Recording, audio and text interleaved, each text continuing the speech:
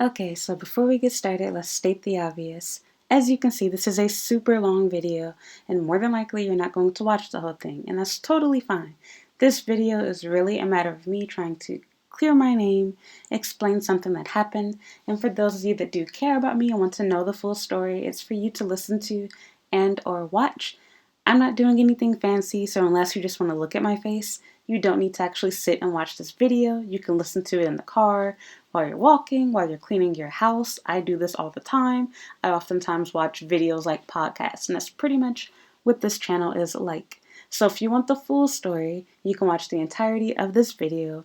As I say throughout the video, obviously the story can go on much longer and further. There were lots of little things that led up to this, but yeah, just kind of recapping it and trying to bring you up to pace to understand what was going on in a nutshell. I also have a blog post that you can read that is significantly shorter than this video if you just want the exact details. Long story short, I'm explaining in this video what I did and what my former employer did and just summarizing it for you here. And I'm not doing this in order to get back at my previous employer, but rather, like I said, to clear my name and explain what happened and to defend myself. They decided to go about things dirty and say things that weren't true about me, such as implying that I had COVID-19, as well as implying that I was an alcoholic, which you'll hear about more in this video. So obviously, I want to clarify that and explain what really happened and tell my real story. As I say throughout the video, I'm no saint. I'm not 100% innocent on everything, but I definitely did not deserve the treatment that I received. And blackmail and, defamation is always wrong, no matter what light you try to shine it in. This isn't a matter of talking about the consequences for my actions, because again, like if there were an issue with what I did during that time, it should have been addressed then instead of rumors and whatnot being made up after I'm no longer working there. So yeah, stay tuned, watch the video. If you don't have time to watch it now, you can watch a little bit today, watch a little bit tomorrow, and so forth. And or you can read my blog post to get all of it there. But I highly suggest that you do both. Maybe you listen to it in the background while you're cleaning, studying, doing whatever, so you can know everything that happened. I don't have to play 20 questions in the comment section. This is really hard for me to share, really embarrassing, but I want to be honest and I want to tell the truth. I know that people are going to judge me. I know that people are going to be angry at me. I know that some people won't believe me, and I honestly don't care. I'm also aware that my, former coworkers and boss are going to see this, and I'm going to, lose a lot of people, whatever, might even get sued, but I honestly don't care. My goal is to tell my story, my truth, and if I have to do that in order to defend myself, I most certainly will. I never intended to make this video. I thought that I would just leave this employer and everything would be, PG perfect. I thought that I would be the only one sad over losing my job, but instead, it wasn't enough for me to no longer work there. They had to, drag my name through the mud. So, yeah, watch the video. I'll explain in more detail. And again, I know it's lengthy, but you can read the blog post or listen to it in the background while you're doing whatever. So I apologize in advance. I know everybody does not have no 3 hours to sit and watch my video, and that's totally fine. So I've already wasted 5 minutes, so let's get started. Hey, what's up? It's Comic95 the Savior, and for this video, I'm going to be talking to you, giving you a story time about something super, super personal. And I'm not even gonna lie, like, I'm actually really scared to make this video, and I kind of feel like I'm going to regret making it too. But at the end of the day, how I see it is, I tweeted about this a while ago. I'm not doing this to get revenge. I'm not doing this to get back at anyone, but rather I want to clear my name, and I would also like to warn other teachers. I recently actually did another video about a more recent job that I worked that I didn't care so much about, but I feel like this one's more important to me because unlike that last job, while they did, embarrass me and make me feel bad and ultimately I left, um, to my knowledge, they did not say anything about me that was, you know, I don't even know the words used, damning or, hurtful per se to me as an individual or career wise. And ultimately, I willingly chose to leave. There was no really big showdown at that place. So, yeah, now that I've gotten that out of the way, I want to clarify a few things. As I've said a million times, and I will always sing the same song, I'm very grateful for my job at a broad international school. I loved working there. I loved teaching there. And the position was so easy and so great and so much fun that even on my worst days, I loved my job. I was an employee that was always punctual. I can count the times that I've been late. I almost always came there so early. I would be there before it was even open, and I would normally spend my mornings at the nearby McDonald's or Starbucks while I waited for the school to open up. I often stayed late at work, unpaid hours, which was my choice because I loved my job so much. I spent over $400 buying toys for my students, and that's not to mention the gifts that I bought for them, which if I were to count that, I spent well over an additional maybe $500, I would say, buying them school supplies and buying them toys, etc., to motivate them to be good students and do their homework. I would give them points that I called being goods, which I stole from my own elementary school. So I'm not trying to get dragged off into that, and this video is going to be very lengthy because there's a lot to cover, but trust and believe it can be a lot longer. So like I said, I just want to clarify, I did love my job, I loved my position, and it's not so much the position itself, but the management that ultimately made everything fall apart for me, and is why I ultimately left. Despite my feelings towards the company, I don't really wish anybody any harm per se, but if it comes to the point where people are talking badly about me and, dragging my name through the mud, I think I have the right to, explain myself, to defend myself, and to clear my name. And if that means dragging them or telling the truth about what happened with them, then so be it. My goal in my story is not to make myself 100% innocent and make myself this, perfect employee, perfect teacher, and I did no wrong, but rather to tell the entire story so that things aren't left out and things aren't, oh, wow, like she did that. She's a bad teacher. She's a bad person. And another reason why this is really important for me too, again, I shouldn't be sharing this, but I want to be real. I know in the future I plan to have my own school, and I know that this will come back to bite me and haunt me, and even making this video isn't going to help. This is going to stay with me because I can't control what people say and or do. And the part that makes this even sadder and more, I won't even say hurtful because I don't belong to Islam, but I have family members that are pretty much the entirety of my mom's side of my family is Islamic. It's really sad and a shame that people that claim to love Allah, that claim to, read the Quran or whatever they want to call it, I don't care for that. They clearly don't live by it. Ultimately, what caused this company to fall apart was the fact that it was secretly religious. It was secretly an Islamic school, and it was very clique-based. And even positions like management, etc., you cannot be in any high up position unless you were Islamic. The highest they'll promote you up to being is like head teacher or like a coordinator. But you can't be assistant, the real assistant principal. You can't be the real principal, anything else like that.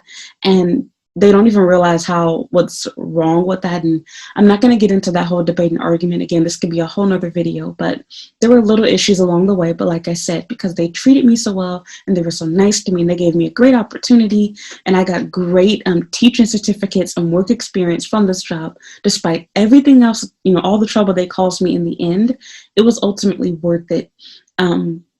So let me just go ahead and get into my story. Like I said, I just wanted to clarify, I'm not changing my stance. I loved my time at abroad. It was a great company to work for overall if you don't care about trying to be BFFs with everyone and you don't care about cliques. If you can ignore that aspect of it, it was a really easy, perfect position. You had complete freedom, total control. I couldn't have asked for more. The second thing, like I said, is that they really helped me. They practically saved me from a bad work situation. They gave me money. They let me borrow money from them. They did everything that I could have possibly ever asked for. They treated me like I was their child. And even on my way out the door, the principal even said that he felt like I was his daughter or whatever, but you couldn't tell now. So I'm getting ahead of myself. Like I said, there's going to be a lot of little details left out here and there, and that's to save time on this video. I'm already going like 10 minutes into it, ranting to you, trying to explain myself. So again, I'm not a perfect person. I wasn't a perfect teacher. I definitely made mistakes. I definitely said things that I shouldn't have said, and I definitely did things that I shouldn't have done in hindsight. My intentions were pure and good, and one thing that I will always say about myself as a teacher that I will give myself props on, I never belonged to a clique. and I never gossiped about other people regardless of how I felt about them. I kept that to myself, and it's really sad that favor was not returned. So let me go ahead and get to it. So I literally have a list right here because I know myself, I will get, into my feelings and get ranty and emotional. So I literally have an entire list of stuff that I want to talk about. All of this right here. So yeah, I'm going to try to summarize it and make it quick. Like I said, if and when I find the time, I'll probably write a blog post too. And again, I want to remind you, this is my story, my experience. I personally wouldn't want to work here after seeing all of this crap, but at the end of the day, I'm grateful for the experience that it gave me because it allowed me to move on and now work another job in which I'm being paid more and I'm in the same environment. So it's the same situation. In fact, if anything, it might even be a little more relaxed. So it ultimately all worked out in the end. I got to go on a business trip, get teacher certificates that I wouldn't have got. I got to learn how to be an IB teacher. I got to grow as a teacher. I had my first real experience being a homeroom teacher full time. And so it opened a lot of doors for me career-wise, and I'm grateful for that, despite everything that they did in the end. So let me get to the story. And again, I'm going to tell both sides of the story in a way, and I'm going to explain what happened, why I did and said things the way that I did, and what the end result of everything was. Because the way that the story is being told now is just, oh, Ren is a bad person. So let me clarify my name, get started. I'm going to briefly talk about each point. Some might be longer than others. So first things first, why I needed a job. If you were watching my channel now, nearly 2 or 3 years ago, I was working for the first company that offered me my first work visa that I had when I was switching from a student visa, and that job was awful. They treated me like crap, and what ultimately caused me to quit my job was I literally had no money, and I apparently misunderstood the money I was given. I thought that it was like a pay advance to get me started because my employer knew my situation, but instead I didn't know that that was the money I was supposed to use for my monthly train pass. And so my boss was literally like on the verge of just letting me walk home and, be stranded. Basically, he didn't care. He was really particular about everything. He was a helicopter boss. I'm not going to go into detail on that. That's a whole nother story. You can watch my old journal videos about that job. But anyway, I quit that job and I started applying for other jobs. And I ironically ended up finding the same place that my previous neighbor, who I didn't talk to, wasn't friends with, had just moved to start working at that place, and that was a broad international school. So yeah, I was in need of a job. I had basically been out of work for roughly 2 months, about a month and a half. And yeah, at this time, I was pretty much living out of the mall, like I told you guys about, because I had no money. Despite how cheap my rent was, I was barely, getting by. And I had a really nice landlord that was okay with my situation, was helping me out. And mind you that during this time, I owe people from previous places that I stayed at. Like I said, I'm no saint. I've made a lot of mistakes here financially, which is why I'm able to make videos telling people what not to do to help them. My goal is never to say I'm better than you, you need to be like me, but rather to say, hey, these are the mistakes I made. This is how you can avoid being like I was. The one thing I always pride myself on is no matter how bad my situation gets, I've never left Japan, and I always find a way to pull myself, back up on my own bootstraps, whether it's getting help from my friends, family, my boyfriend, by, my job, whatever. I find a way to survive without doing anything, that I probably shouldn't be doing. So yeah. Next, I'm going to talk about how I found an interview for the position. So I applied to a broad international school from Gaijinpat. And it turns out, looking back, I actually applied to them years ago, but of course they didn't get back to me then. It didn't take them long to message me back and offer me an interview. And when I interviewed for the job, I actually got there. I think I was a little bit late or close to being late. It was a very easy interview. I was pretty much just walked through the history of the school and told about the company. And then, just asked a few questions like about my philosophy and what I would do in a situation. It was weird questions like what would I do if a student wasn't eating their lunch and, there's a time period set aside for that. I don't even remember my exact answers, but of course they had to find stuff to correct me on. I was given a tour of the school and asked to come back again for a demo lesson.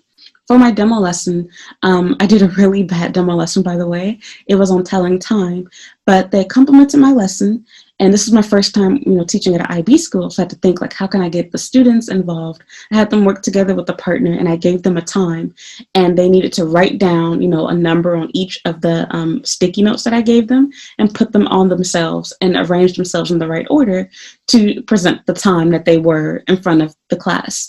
So it worked for me in the end. The only feedback that they gave me is that I needed to make my instructions more clear and shorter, and I needed to involve my assistant teacher, which was strange because how would I know that I'm supposed to use the assistant teacher in my demo lesson? She's not my assistant yet. She doesn't know me, and she wouldn't be prepared to help. So how and why would I do that? But whatever, I accepted it, didn't really care.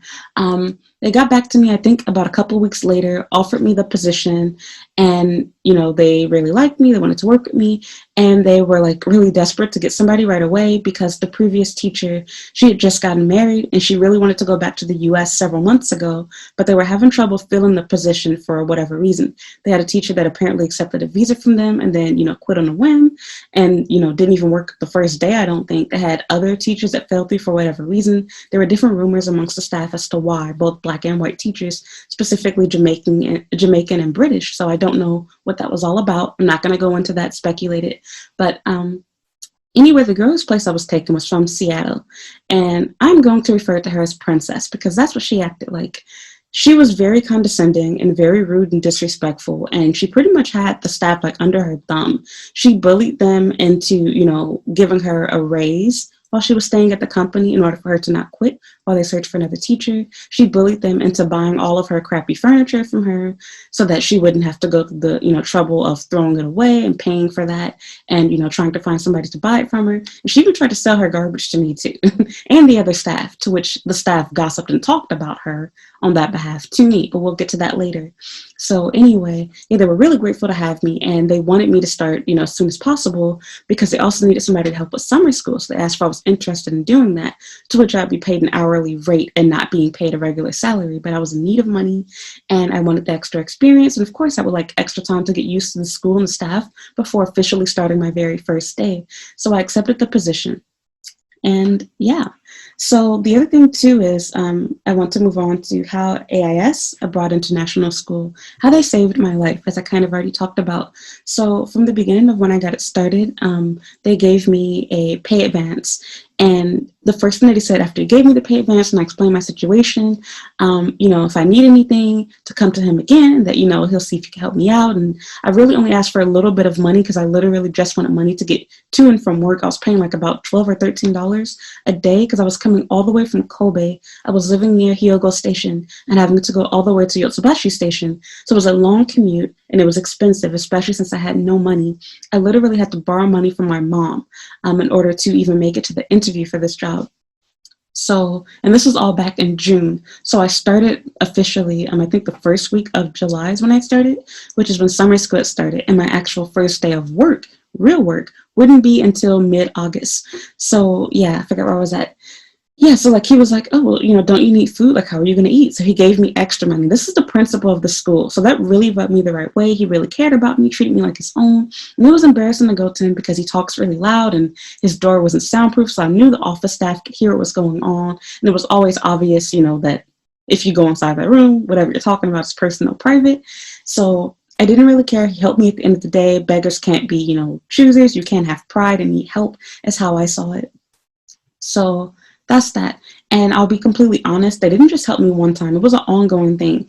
Anytime that I needed money, a pay advance, whatever, they would help me out. And I won't lie, that was the biggest unprofessional mistake on my end.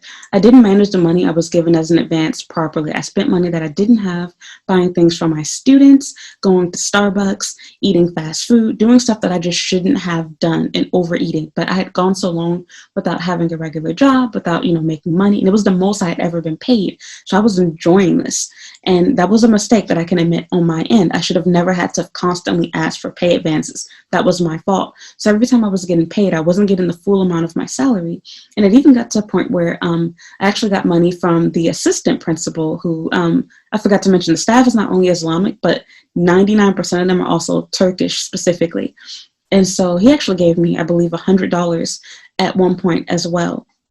and offered to do more. And so, of course, my goal was not to try to just get free money off of people. I only took what I really needed for transportation and food. But while I did use it for transportation, I definitely could have cut back on what I was spending food-wise.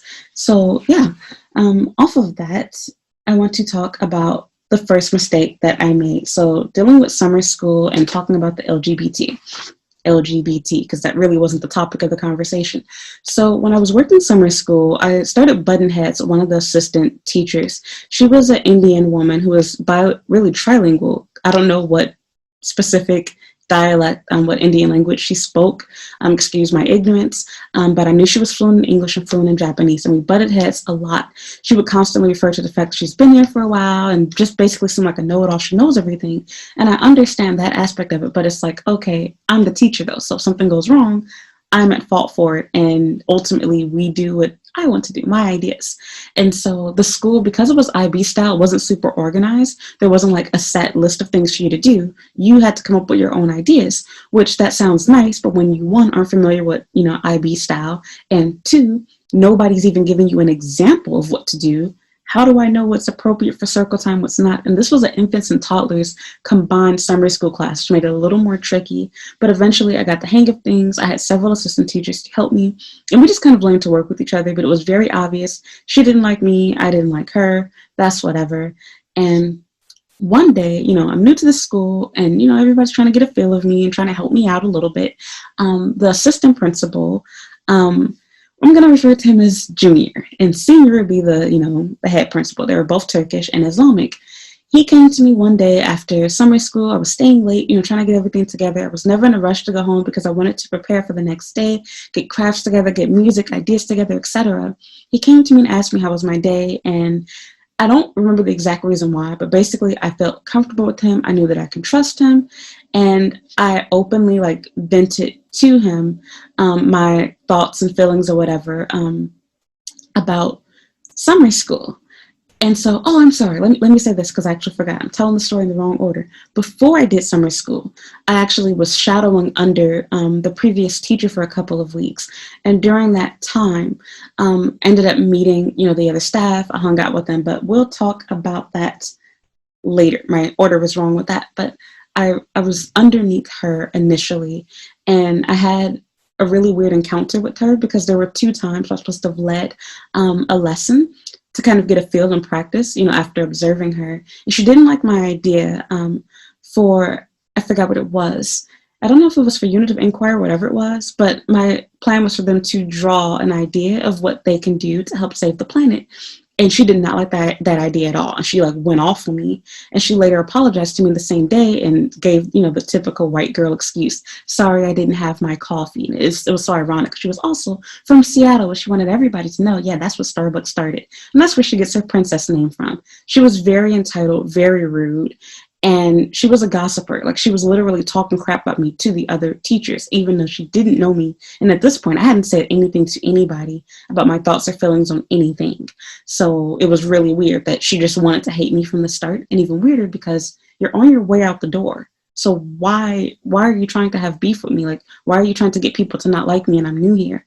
And so it made it even weirder because all of the staff, and when I say all, I mean all of the foreign staff, with the exception of the Turkish people who I don't even see them as foreign because it was their business, they all were super hardcore liberal and were pro-Black. They go to the little Black Lives Matter rallies and everything else. But then they treated the Black staff at the school like garbage, me and 2 other people that were working there. So I'm not going to go into that in this video. I might make another video to talk about that, but that's another story.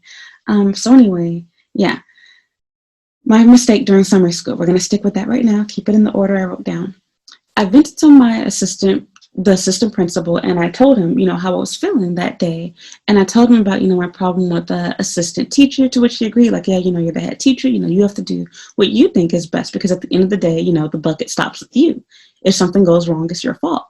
And so, yeah, we talked about that. And then we also got onto the subject of another student who I was saying, that I thought it was weird. I had a male student in my class who was, I think, about 2 years old, but his parents were only dressing him in girls' clothing. And one of the super politically correct teachers came in. He was from New Zealand. We're going to call him John. He came in and asked if he could sit in on our conversation. So he didn't know what we were talking about. And so I'm just freely talking. I didn't think anything of it. I never said my stance on the LGBT, and I wasn't saying anything hateful, but rather I thought that it was strange. And so I'm not going to get into a whole video on that topic, but I want to remind you that the staff at the school is Islamic, and they also would share the same opinion that I have on this. But regardless of whether you support or don't support the LGBT, I think we can all agree on this, or at least I think we should. And even if you belong to the LGBT, I'm sure you should be understanding, I would hope, to what I'm getting at. I don't feel like it's okay for you to decide that you want your child to dress or act like the opposite sex, if that makes any sense, before they're even old enough to talk or confirm or tell you what they do or do not want, especially somewhere in Asia, specifically Japan, where that type of stuff is not socially acceptable, so to speak. Imagine growing up and being ashamed to show anyone your childhood pictures, because here you are, a grown 30-year-old man, and all the pictures of you are you wearing, ball busting bikinis and super tight, frilly, glittery, sparkly, skirts. If you are gay and that's how you choose to live your life as an adult, that's fine. But I mean, that's on you.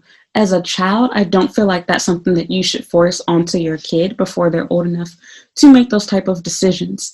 And I also mentioned how, it was confusing. I felt bad. And the reason why I commented on this wasn't just because it was confusing. The staff had laughed at me because I thought that this was a female student the whole time. And so I kept calling him her. I was saying she for that student.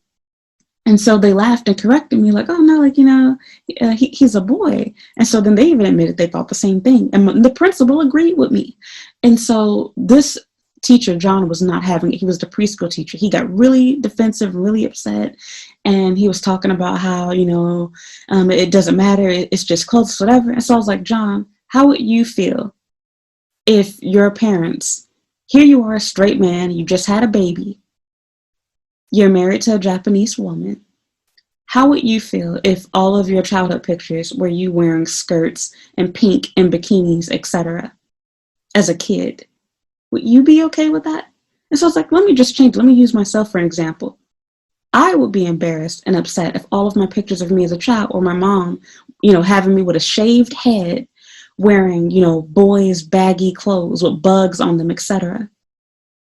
I would like to look like a girl in my pictures. And so, of course, if you choose that lifestyle later on as an adult, that's whatever. So I'm not going to get into politics with you, and I'm going to make some people mad just by saying that. But my goal is not to lie and sugarcoat my opinion or things to make the public happy. I'm saying how I really felt and what I really said. And this was not said in a hateful way. And so I had to correct John. I'm like, John, you don't know who I'm friends with or what my stance is on anything. I have friends who are gay. And so it really pissed me off, because I'm thinking why do white people trying to have the oppression Olympics with you? Because you're not black and you can't, claim, racism or, discrimination, whatever, you tried to find a way to call out other people for being homophobic or being whatever. So I'm not going to get into that. And I'm sorry, like I said, a 2-year-old, you're not old enough to make those type of decisions for yourself. And in this case, I'm thinking okay, the staff is laughing at me over it, and I'm like, how else would I have known? I'm not changing this kid's diaper or something. So whatever. And mind you, like I said, this kid is, coming to school wearing pigtails, wearing a bikini to, the swimming day that we had, etc. Always wearing pink, always wearing sparkly stuff and unicorns, etc. And mind you, that Japan is also not the US. So this is not a country where it's oh, I let my kids do whatever I want to. He was 100% Japanese. So he didn't have, a white parent. He didn't have, a Chinese or Korean parent, nothing else. And again, this is Asia. So regardless of what you think is okay or what you do in the US or, Europe, that's your country, that's your continent. This is not there. So not going to go into that. I'm done with that. That made him decide that he hated me. And I could already feel the tension in the air after that he had apparently gone back to the other staff and told them about our discussion. And between that and the assistant principal not really having my back, he kind of just dropped back oh, I'm not going to say anything else. Uh-oh, staff bite. I'm not going to get involved. That didn't rub me the right way, but I didn't really think anything of it. I let it go. Didn't really care too much. So let me move on and spending too much time on this. So yeah, after that, next mistake that I made was hanging out with the staff. So before summer school, actually, summer school was in August. I had that wrong. And this was, I think, no, summer school was the end of July, beginning of August. And my training period for 2 weeks was at the beginning of July. And during this time, Princess was, training me. And that's when she got upset about my idea for them to draw an idea of how they could save the planet, which they were successfully able to do. But instead, I changed my idea to satisfy her.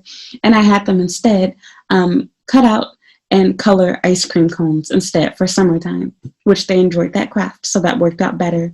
But again, she apologized. I'll honestly say she did apologize, even though she shouldn't have had to. Like, it amazes me how white people can be. Like, the fact that you're comfortable enough with going off of me and being ignorant, despite having only known me for less than 2 weeks at this time, I'm dumbfounded. Because as a Black person, especially as a Black woman, I wouldn't dare to show somebody my angry side, because I know that it would immediately get me boxed into being the stereotypical angry Black woman, everybody avoid me type character. I can't do that. But you, as a white woman, you most certainly can, and nobody thinks anything of it. So mind you, this same person, has cursed out staff, has stormed out the room on them, slammed doors, called names, everything, and was still working at this school. And she's not alone. So that was the environment that I worked in. It was really weird. The school was run by, Turkish Islamic men, but they seem to have been scared of the female white staff for God knows what reason. So I can make another video on that, too much to talk about. So yeah, I hung out with them because she invited me to hang out with them. They go to the river near the school, and they would go there, have drinks, and talk crap about all of the staff. And I felt really out of place because it really wasn't my thing. I didn't know anybody like that. All the staff was phony, introduced themselves to me, and I thought that I was going to like it there overall, but I thought it was kind of weird. I thought this place was great, and you guys hate your job? Like, have you guys never worked for another school? This is a dream come true. This was me coming from a job with helicopter bosses and funny, funky staff. I would take this job a million times, over than work at those past places. So one day when we go, to this hangout spot, after they leave there, they decide to go bar hopping, and then we go to karaoke. And this is where I made my mistake. So while we were there, I binge drunk heavily. It was all you can drink. And I wasn't out of it. I didn't black out or anything, but I was drunk.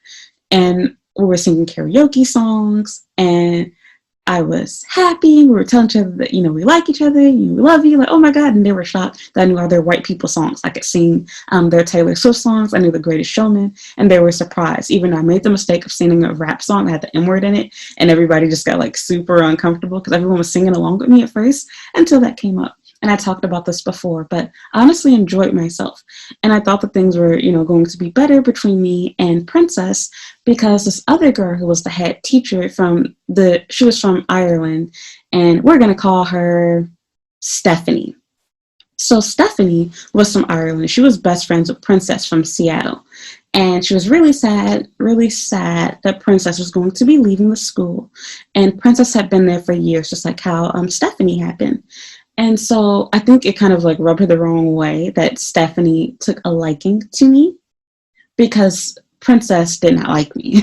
And she didn't say it then, but I have a really good gut feeling, and I can tell when someone doesn't like me, and I was right about her. So at this time, I had no idea that she had been gossiping to the staff about me, but I found out, later on, and I think I have this in a later point. Yeah, I do. That's for my next point, so we'll get to that next. But anyway, yeah, I was out of it. I was so out of it that I actually ran back to the train station with the head teacher, whom I didn't know was the head teacher at the time, but that was Stephanie. So I actually lost money that day. Somebody handed me my $5 coin. And to be honest, I was in my mind enough to realize what I was doing, but I was definitely drunk, because the normal me would not have done that. I would have been way too embarrassed. So anyway, I got on my train. I was fine. And yeah, the next day, everything went back to normal. And yeah, that's that. So moving on, there's more to talk about. I already talked about my training teacher So anyway, yeah, she started gossiping about me. And I found out about this on my first week of actually working there by myself. So I went into, there was this closet room that we had. And I can't remember if I was in there to eat or what. I think I was in there to eat. And apparently that was the spot that my co-teacher and another teacher that worked preschool used to hang out at. So I'm just gonna call him the Canadian guy. There was the Canadian guy, and then there was Miss White Guilt, who was the Australian chick with the red hair. And you can easily find out who these people are. I'm not gonna bother to say their names and make up nicknames for everybody else. So anyway, Miss White Guilt, and I call her that for a good reason, because she was always like sopping and mobbing around about how she feels so bad about being white, and would always give her long stories about, dealing with being a bully. Being a bully, dealing with bullying, despite ironically being a bully herself, which I learned later. So this should have been a red flag to me. But one of the first things that they did was, when they were talking to me to ask me how things were going, we somehow got into some conversation about Princess. And so they admitted to me, they opened up to me, and they told me, or they asked me if I had, planned on, buying some new toys or whatever. And so I was like, yeah, I was like, why do you ask? And she's like, well, I don't know if it's true, but, there's a rumor, that Princess said that, you had a list of, toys that you wanted to buy for them. And I talked about this before on my channel, but I was like, yeah, like it's true. Like, they could use some new toys. A lot of the stuff there is old, dusty, dirty, and broken. And I have some ideas of new stuff I like to buy for the classroom. So apparently Princess got upset, which I should have realized that, because while she was talking to me after school one day, I was literally I was writing down notes throughout the day, because I was literally getting paid just to be there. Since I wasn't actually teaching, I was just observing how the school day goes. And so, yeah, she was actually looking at my notes and reading them and making comments about them. Oh, like, we shouldn't get this because there was a lice outbreak. I wrote down that I had the idea to get some dress-up toys, like, career, like occupation type stuff. Because I was thinking of toys that I had. And I was like, I didn't think about that. I'm dealing with, people that have, as we call it, white people hair. I'm not used to having to deal with that. There was never a lice outbreak at my school because I went to school with black kids for the most part of my life. I spent short periods of time going to school with white children, which there was a lice outbreak, ironically, during that time. But that was the only time I ever had a lice outbreak at my school. And yeah, like, I know black people can get lice too, but it's very uncommon. So I didn't think about that. And so I was like, oh, okay, fine, I won't do that. And mind you, I didn't have toys at this time, but I wrote down that was a plan of mine, which I fulfilled later, and I made a YouTube video about that too, and not a blog post. I made a YouTube video and an Instagram post about this. So anyway, moving along, yeah, I admitted that, and they didn't really give any comment on it, but I got upset, and I was like, I don't see what's there to talk about that, whatever, what's the purpose of the gossiping about me saying that? And so someone ended up dropping a curse word, and they even admitted they were glad that they saw me do that, because they weren't sure if I was cool, if they could trust me or whatever. Her and her Canadian boyfriend, I forgot to mention they were a couple, which I didn't learn this until later, because they never, during the entire school year, ever told me they were dating. I didn't know that. I learned from other staff members. So anyway, yeah, I thought that was really weird. And of course, I went back and I told my mom, and I told, the two people that I did talk to at work, the two black girls. Thought that was really weird. Why are you talking about me? You're on your way out the door anyway. So let me move along, spending too much time on that. So the next thing was, about a week after this, we went on a business trip, and I talked about this as well already, but I talked about how the two black girls that I hang out with, I call them my friends, but to be honest, they're not really my friends. They were work friends. They're associates. We're not really close like that, even although the staff at the school, as well as the management at the school, thought we were just the best of friends, but we really weren't. And we aren't. I don't hate them. They've helped me. I like them. I don't dislike them. But there are things that we disagree on, and we're never 100% honest and real with each other, because we don't know each other like that. We talk to each other because we live in Japan, and there aren't a ton of black people here, essentially. They probably would never want anything to do with me if they knew me out, if they were to have met me in the US. So yeah, let me try to stay on subject. You start crossing stuff off, because I'm going to start forgetting. Talked about that. Okay, I was talking about the JET program. Okay. So yeah, I was talking about how I don't understand why native English speakers choose to sign up for the JET program instead of working for international school. And I was specifically talking about being an assistant language teacher. And so I mentioned how I know that the appeal of, coming to Japan sounds nice, and the fact that, you can work on the JET program in various countries, but I'm specifically talking about Japan. So the fact that it allows you to, easily work in Japan, and it offers one of the highest teaching salaries by default, for Japan too, but the position is what I don't like. And I said all of this. It's too risky because you don't know where you're going to be placed. And the reality is most people that are interested in Japan, you like Japan because you like either the Kanto region, or you want to go like, to northern Japan, like Sapporo area, which most people don't like that area, not for living. Tourism is a different thing. But regardless of that, while you can be lucky and placed in a central area, a lot of people don't get placed there. And that's where you see people complain about their experience, depending on who, I don't know the terms you guys use, but basically your leader basically that coordinates the events between you and the other jets, etc. Depending on who they are, how the cliques are formed, etc., you can have a very terrible experience being a part of the jet program. And I find that it oftentimes benefits people that normally could not get a job in Japan through easy means. While it does offer you more pay, it also offers opportunities to people that are from the Caribbean, for example, that would struggle to get a teaching job because while there are native English speakers, their accents do not qualify as native English for most schools here, as well as people from various other countries. They also don't care about things like your appearance. They're not going to care whether you're blonde, whether you have long, pretty hair, whether you have a cute face, whether you're young, whether you're married, etc. They're not going to discriminate over those things, which you would have to deal with that directly applying, being a direct hire for a Japanese company. So that's what I was saying. I don't get why people use dispatch companies over direct hire. And one of the black girls, and I forgot what I was going to call, I didn't give this girl a name yet. So this girl, we're going to call her Heather. Heather was really good friends with Miss Princess. They were both from the US, even although Heather was from somewhere on the East Coast. I can't remember. I think it was like Massachusetts or something like Boston, wherever she was from. Also super liberal, whatever, ironically, despite hating pretty much everybody that was black that worked there, ironically. But anyway, I'm not saying that you have to like everybody just to prove that you're not, but it was like specifically that way. There was a very obvious clique where only the black teachers hung out, the white teachers hung out, the Turkish teachers hung out. Everyone was discriminated, everyone had like their own little secret closed in box. But the weird thing is, us as the black staff, we didn't hang out with each other because we didn't like them. It was because we couldn't be ourselves around them. If you hung out with them, you know that they're talking trash about you the moment that you leave the table. You hang out with them, you know you have to be phony, bite your tongue, hold back what you really want to say. Whereas when I hung out with the other black girls, even though we disagree with a lot of stuff, including my own race, at the end of the day, I can more freely be myself. I can speak my mind. I don't have to sugarcoat things. We get mad at each other. We get over it. It's done. They don't do it. They held a grudge against me for the entire year. And it took me making things right, me apologizing, me saying stuff to even slightly better the situation. But we're going to get to that in another video or maybe later on this list. So yeah, that rubbed them the wrong way, that one black girl and the other white girl, Heather. And Heather even said that she felt like I owed an apology because I insulted the JET program. And I'm thinking like, did you make the JET program? That is so stupid. That's literally like me getting upset at people that say they don't want to work at an international school or don't want to teach English because I went to school to be a teacher. That's great that I like being a teacher and that I went to school to study education. But how can I crap on someone else if they had a different goal, different dream, different plan? That's totally up to them. They have the right to say teaching is awful, international schools suck. They have the right to say that abroad sucked, even though I loved working there despite everything I'm saying right now.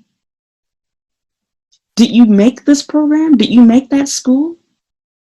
And so it went right over their heads, and her and the other girl were convinced, like, I didn't care where I was placed. It didn't matter. And I'm like, girl, then why did you quit then? So, of course, for the one black girl, she claimed that she aged out of the system, which I believe. She's been here for nearly 10 years, and which I have no idea how she, managed to do that without speaking Japanese. But we're not going to get into that. Back on subject. No shade. Like I said, I hang out with them. This isn't, to bash them. And she's going to see this too, and I honestly kind of don't really care. But I'm not a perfect Japanese speaker myself. I'm not trying to crap on anyone for that. Just want to clarify that. But anyway, yeah, like I'm thinking like it kind of made me feel a little betrayed because I'm like, you would think that as black people we would all stick together, but I guess this is a prime example of not all skin folk are kinfolk. Because I'm thinking like even if you didn't like what I had to say, you clearly see the tension and what's going on. I would think you'd kind of try to help me. And I wasn't saying it in like a cocky way, like, oh, people on the JET program are awful. I simply said, I don't understand why people, go through that. And I mentioned the bad reviews. You can literally go through any Facebook group and read what people have to say about being in the program. There's always two extremes. There's people that absolutely loved it, 90% white people, Or you see the people that didn't like the program, and it's mainly because they were, the outcast of the group. They lived far away, couldn't meet up with people often. They were being bullied. They weren't being paid what they were supposed to be paid. Their housing situation was crap. There's all type of stuff. But I'm not going to get into that. I'm not saying that everybody that comes to Japan wants to be in Tokyo, but let's be real. The majority do. They want to at least be in Tokyo, Kyoto, or Osaka. And being placed somewhere else is not really ideal, especially if they're being placed in the countryside. If you can speak Japanese fluently like how Heather could, then it's easier for her. She also spent, I think, 10 years in Korea, and she was like 30 years old. So her situation is a little bit different. But I'm talking about for the majority of people. For example, you guys that send me emails and watch my videos, most of you are interested in Japan, and you go to Tokyo. It's where I wanted to go to. It's where I started off at. That's just factual. Some people are desperate, like how I initially was when I first got into Japan, and they will settle for being anywhere, but most people can't relate to that. And when they do settle for that, they quickly change their mind and go home within 1 to 3 years because they can't stand it. The environment is toxic, and being an ALT doesn't give you the same freedoms that a home teacher gives you. You don't get your own classroom. You don't really have your own space. And you have to run by the little stupid idea of pretending to be busy and do work even when there's nothing to be done. There's little things like that that I don't like. It makes me prefer international school. There's other people that don't like dealing with little kids. So it totally depends on the person. But yeah, they took it way too far, and they did not forgive me for that. That literally stuck with me. And I will also say, as I said before, it kind of rubbed me the wrong way that she was so petty. She brought it up again actually just last year, even though it happened 2 years ago, that, debate or whatever. And I mentioned this in my videos, like, why are you trying to argue with me again? But whatever. I'm not going to get on that, black girl. That's not what this video is about. We're talking about my experience with abroad. So, and for those of you that are working at abroad or that did work there, now you know my real feelings towards the people that I hung out with. I was not stuck up their butt, and we were not and are not the best of friends. I don't hate them. I appreciate them helping me. For example, she's giving me money too. She's giving me advice. She's acted like a big sister to me. She's 10 years older than me. So no shade there as far as it goes, but I can be real. We aren't really close to each other. So let's move on. Off of the JET program. So yeah, as I was working at the school, the management at the school, both the assistant managers, so junior and senior, they were really, really particular about me trying to blend in and be friends with the white teachers. They noticed that I was like forming a clique in their eyes, because it's a threat when you see black people hanging out together. They wanted me to hang out with, the white staff, and they would do stupid stuff like play Dungeons and Dragons for an hour and a half after work, and they would go out drinking at this rooftop bar, which I went to them, with before, but they stopped inviting me to stuff after that business trip, and I think it was because Heather went back and told them, and I feel like between my comment about, having a 2-year-old boy wear a bikini and frilly skirts, and me saying that I don't see why somebody would sign up for the JET program if they're a native English speaker, from the US. And I couldn't even go into detail like I wanted to, because I didn't want to offend the Jamaican girl, because I know she's a native English speaker, but I wasn't going to go there. I was thinking your situation is different. You're not quite exactly from a first world country, and I understand why it would be easier for you to go through the JET program. But for Heather, you're a blonde-haired, blue-eyed, fake blonde, but it doesn't matter. You're a blonde-haired, blue-eyed girl. You're white. I'm black. And even for myself, I realize I have better opportunities by applying directly to jobs myself. I can negotiate more, get the position that I want to, and I have to jump through all those hoops. The interview process for the JET program is not the easiest. So I don't get why people do that. But again, to each his or her own. I don't like ALT work. I'm not that desperate to be in Japan. Some people love it. Some people are that desperate. I just can't relate. But back on subject. Yeah. So anyway, I was pressured to hang out with them, especially since I would come early and stay late at work. My boss, the actual principal of the school, he would say comments like, you don't have to always have your coffee by yourself, because he would see me, come back from Starbucks and McDonald's, and he'd be like, have you considered, having, breakfast, with your coworkers, whatever, and you should hang out with them outside of work. It was like he knew something that I didn't, and I thought it was really weird. It's like, normally your boss doesn't want you to be friends with your coworkers because they're afraid of you teaming up and quitting together or doing something crazy and drastic. And so I thought it was really strange. And I was so close to the assistant principal because the environment at the school was like that. The assistant principal acted like he was one of my friends. So I told him about that. And I was like, I don't not hang out with them because I don't like them or because I only hang out with black people, but it's just human nature. We normally gravitate to people that look like us to make us comfortable. And in this case, there was one girl that's from America too, that, was also a black American. So of course, we're going to gravitate towards each other. we can relate to each other. So anyway, off of that, I thought that was really strange. And then later on, let me see. Yeah, later on, I was also pressured into moving to no longer be in Kobe, because I think it was a combination of me asking for pay advances all the time, as well as, them trying to basically scam me, because one of the teachers who was from Texas and who was dating, and we're going to call her Katie. Katie was from Texas, and I didn't know that she was, bisexual at this time, but she was actually in a relationship with the head teacher, Stephanie. So yeah, like Katie was moving out of her apartment, and they wanted somebody else to basically take over the apartment, so they weren't losing money; they'd still be making money. And so yeah, they asked me if I could, if I wanted to rent the apartment, and they pretty much made it seem like if I didn't move there, that they were going to let go of me. And so I already kind of had a fear in my mind. I was afraid of, letting myself work to the, brink or end of my visa and being screwed in the end, because I made that mistake before with a job that claimed they were going to sponsor my work visa, and then suddenly, fired me basically after a couple of weeks, because I had commented on the fact that I had students that were in a class where the level was too high for them, and that it was difficult to assign homework when I have, several different students and they all have different textbooks for homework. And you don't get any prep time, really. So when I explained it, that made me upset. He got rid of me. And so I had a fear of being screwed over with this place. And my gut feel intuition ended up being right in the end. But I'm not going to get ahead of myself. So, yeah, anyway, between the pressure of hanging out and, moving, which I didn't change the hanging out part, but I did go to an event that they planned later on. I'm going to jump ahead a little bit. They went to Spoltra. This is my first time actually going, even though I knew about it because my boyfriend had mentioned it when we first started dating years ago, but we never went. Yeah, like they had bought it up, and they purposely had, the black girl, one of the black girls, invite everyone. And she told me about it beforehand, what they were trying to do. So of course I went to that event, but it was the same thing. We all stayed together with our cliques. We didn't really mix and mingle. So anyway, yeah, like I thought it was weird. Like, why do you care about who I hang out with before and after work? So didn't really think too much of it, but I did decide to move, especially since they weren't going to charge me anything up front. The rent was just going to come out of my check. And he was going to personally drive me, pick up my stuff, and take me to Osaka.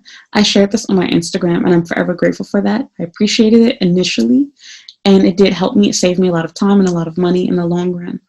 So yeah, that's that. Besides pressure and hangout, I'm halfway out of my list, trying to make it fast. So this is the mistake that I made when I did hang out with the staff earlier. So this is, I think, it might have been during summer school. Yeah, it was during summer school. No, not during summer school. It was during my time when I think I came back from my business trip. I want to lie to you so much and tell you something differently, but I want to be completely honest about what happened, because I would rather be honest and have you hate me for the truth than for me to lie and obviously get caught in it later and be called out for it. So I want to be real. I made a really dumb mistake at work, and I'm going to go ahead and get to it. There was one day I was at work and I literally had no money, not a dime to my name. I literally had to use my IC card to buy something to eat. I didn't have breakfast, and I didn't even have enough money to get home that day, because just my luck. No, this was another day. That was another day. The day before, just my luck, I accidentally threw away my IC card at McDonald's that had $50 that I had just put on it. And I literally cried sitting in the hallway by the elevator because I needed somebody to loan me some money to get home. And my assistant teacher sucked for that, because she played dumb with me and she only had $100 in her wallet. She was like, oh, I only have 100. And I wanted to say to her, like, can't you get change from someone? Like, you can go to the convenience store. Really? You're going to do me bogus like that? So that didn't rub me the right way. It made me upset, especially since I later found out that she was a Christian. So whatever. And again, we work together, so it's not like I can hide from you. I can't take your money and run or something. Just go to the convenience store, get change, and can you please give me $10? Like, okay, but whatever. Not going to go there. She's not obligated to do that. But I just thought it was really weird, and it made it worse that it turned out later on that she was not only a Christian, but a pastor's kid. Wow, you're that stingy. But back on subject, because I went out of my way to help her and do stuff for her. And after she saw how nice and, giving I was, she started feeling obligated to do it back, which I kind of felt bad about, because my goal was never to, guilt trip her into doing things for me. I was just being myself, and I'm nice and I'm generous, so whatever. But back on subject. Where was I? I was talking about, oh, I had alcohol at work. I bought a Chuhai drink that I had sitting in the fridge from a long time during summer school just because it looked pretty. It was a watermelon drink, and I bought some croissants. And I ate the entire bag of, the $1 croissants from 7-Eleven, and I took literally 2 sips of that Chuhai. It was disgusting. I had no food besides, the croissants. And I didn't have a cup to get water. Mind you, it was nasty old faucet sink water in Japan. I literally could not stomach it because of the burning sensation from not having enough food prior to eating and, drinking that. And on top of that, because I don't normally drink alcoholic beverages to begin with. And when I do, it's always something super fruity, like a cocktail or something that's very sweet. And that was not, despite being a Chuhai. Normally, if I do get a Chuhai, it'll be like peach or something.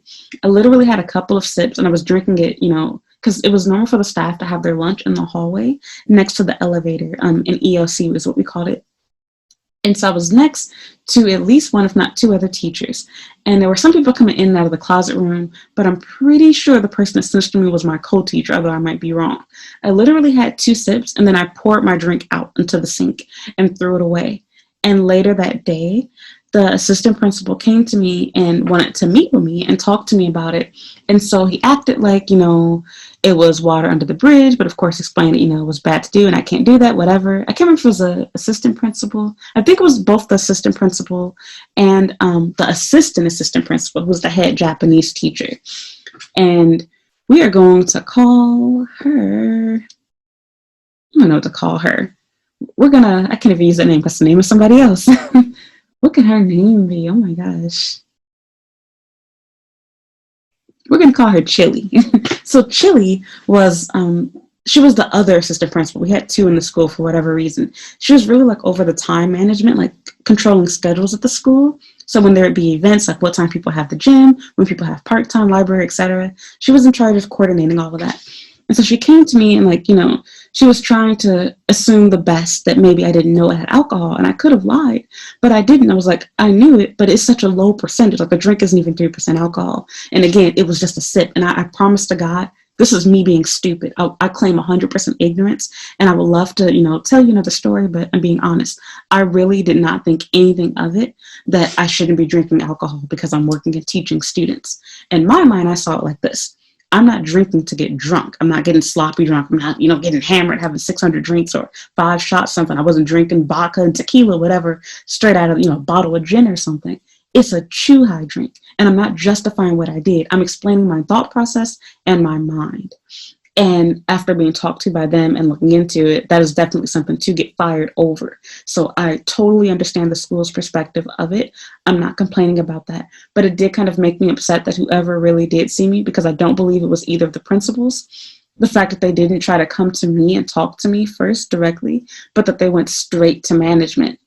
That really made me feel uneasy because I was like, wow, like if you just told me, like I would never do it again. I really didn't know. And it was really weird because I never thought anything of it. I would go out for my lunch break all the time. And when you go on lunch, who's going to watch what I'm drinking or doing? And it was really weird because at that place I would go out for lunch. They normally offered alcohol as a beverage to go along with your burger. And I didn't think anything of it, but I like mango juice. So I'd always get a mango juice. But yeah, and so it made me even more upset because I got in trouble for something that I didn't even finish drinking. I ended up pouring it down the drain, and it made me feel sick. So I didn't even enjoy it, and I didn't finish it. I literally had 2 sips, if even that. I couldn't stomach it despite being, really hungry and having no money. And I explained all of that to my boss, and they claimed that they weren't going to go and tell senior, the upper boss, the Turkish guy. So I believe that. Until it was later brought up, when he was talking to me just on a whim, because I think it was a period I was starting to come late to work. And so, which he made a really sexist comment and told me that, if I can't be punctual, that I should consider being a housewife instead of being a teacher. Wow. So, yeah. And then he brought that up and was talking, I know you're young and, people make mistakes, maybe having, a drink while working, whatever. And I kind of laughed it off, but it kind of shocked me because I was like, I didn't know that he knew this. And this was months after the fact. So Off of that, I can go on for that forever, but I just want to clarify that because that was the main thing that they've been saying about me since I left, and I'll talk about this later. They've literally been telling the entire school that I was this alcoholic, that I was drinking at work, and they even asked the black girls if I had a drinking problem, like if they'd seen me drunk or whatever.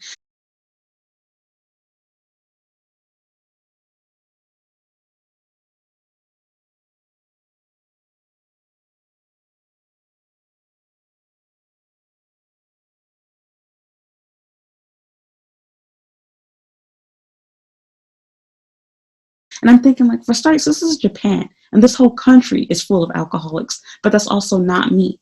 And I already explained to them the story of what happened, why I did it, and I told them that I truly was ignorant. I didn't know any better. I should have known, but mind you, I have no teaching experience in the US. And whether or not it's inside the contract, I'm not supposed to do it. It should be common sense. But I promise you, when it comes to that, I did lack it. And that was poor judgment on my end. I accept full responsibility, but I don't appreciate the fact that they took something and blew it out of proportion and made it seem like this was an ongoing problem, especially when you consider the fact that all of the staff went out for drinks almost every single week, if not multiple times a week. They would go out drinking together and they would get drunk. In fact, ironically, remember I was telling you about the head teacher that was a lesbian? Her girlfriend, I forgot her name, her girlfriend, did I call it Katie? She did something really racist when we went out one day. She pretended to be Chinese while we were out, while talking to a Japanese couple that were trying to recruit for a foreign teacher at their school. She faked a Chinese accent and called herself Cat and was speaking in broken Chinese English dialect. Very ironic. She came to work with a hangover and had the lights out with her head down on the desk. Nobody says anything. Okay, but I get labeled as the alcoholic on my way out the door. Okay, fair. Even although you claim to have understood the situation, never reprimanded me for it, never got in trouble for it, didn't lose any money, didn't lose any pay, wasn't asked to apologize to anyone on staff, whatever. I apologized to my boss profusely and I explained what I did and why I was wrong. I'm not even gonna lie. I was angry and I asked if they could please tell me, who said that because I wanted to know. And they claimed that they couldn't tell me. And then eventually the assistant principal, the Islamic one, Junior, he claimed that he was the one that saw me, which I didn't believe him. And I think that was his way of trying to get the heat off of my co-teacher. But even if he is the one, the fact that they ultimately still went back to the senior principal, it's like, why meet with me in private then? Why not just have us all have a group meeting and talk about it together? So you basically lied to me, pretended like you were doing me a favor. When not only did you do that, but eventually they told the entire staff at the school about what happened. So whatever. Moving on. I next want to talk about ICF and Science Week. So for ICF, I was partnered with the head teacher's girlfriend, Katie. And I made the mistake because Katie was, in my opinion, dragging her feet and slow to choose a country because they had it where all of the teachers chose some countries that they wanted to have represented for ICF, which stood for International Children's Festival, in which each classroom would be decorated like a specific country based on the country that you and your partner teacher chose. So you don't get to choose your partner, but I was partnered with her. I think you have a partner for each semester. So anyway, yeah. I chose Samoa for obvious reasons because of my family. And she did not like that. And she sent me a message and she got upset. And she was like, hey, my kids are really into, Mongolia, blah, blah, blah. Gave this fake long story. And of course, she tried to make the message sound nice to me. And she came and met with me in person and told me too. But I knew, just by the tone of the message and how she spoke to me, she's probably gossiping and talking crap about me to the other staff. So mind you, at this point, I'm no longer getting invited to anything. I don't get to hang out with any of the staff. They don't invite me to go drinking with them anymore. I'm not invited to go to dinner with them anymore. I'm not invited to hang out after school, nothing. The only people that talk to me are now the two black girls. I've been blackballed over those few things at this point. So, what was I about to say? So yeah, she chooses Mongolia, but then she gets upset because Mongolia, and I'm sorry to say this, I don't mean to offend anybody, but I'm just going to be real. There was not a lot of information about Mongolia on the internet. It was really hard to find things that were actually creative, fun, colorful to hang up, put around our classroom. Everything became repetitive at one point. And I was literally working my students like slaves. I had one of my favorite students was literally in tears because I was having them color and paint so much. And she actually, when I came up to her, I was like, why are you crying? What's wrong? And so she was telling me she was tired of coloring. And so I had her stop and I let her go play with toys. And I felt awful. But at the same time, I was trying to make, my partner teacher feel happy, because in her mind, she felt like I wasn't pulling my weight. Because when she would come and talk to me, meet with me, I had no ideas to bring to the table. But I'm like, you went against a country that I chose that had, in my opinion, I hate to pit cultures against each other, so I'm not going to go there. But you know what I mean? A culture that was easier to come up with activities and crafts for everyone to do. Then you get upset because I'm not pulling my weight with the idea that you had. You're not pulling your weight. My kids are babies. They're ELC. You have fifth grade students. So whatever. So even although she did not like anything that I was doing, ironically, the plan that I had, which was the coloring activity, it took off. The only downside is when I came up with the coloring sheets, I didn't have my own coloring pencils. And she was really blown away and pissed off with that, why don't you have your own coloring pencils and you're a teacher and, you're ELC. And it's like, there's no reason for me to have my own school supplies because the students have their own supplies. If anything, you should be mad at the school for not supplying me with coloring pencils. I don't have my own. So I used the little stuff that I had around the classroom, but I didn't have anything on hand.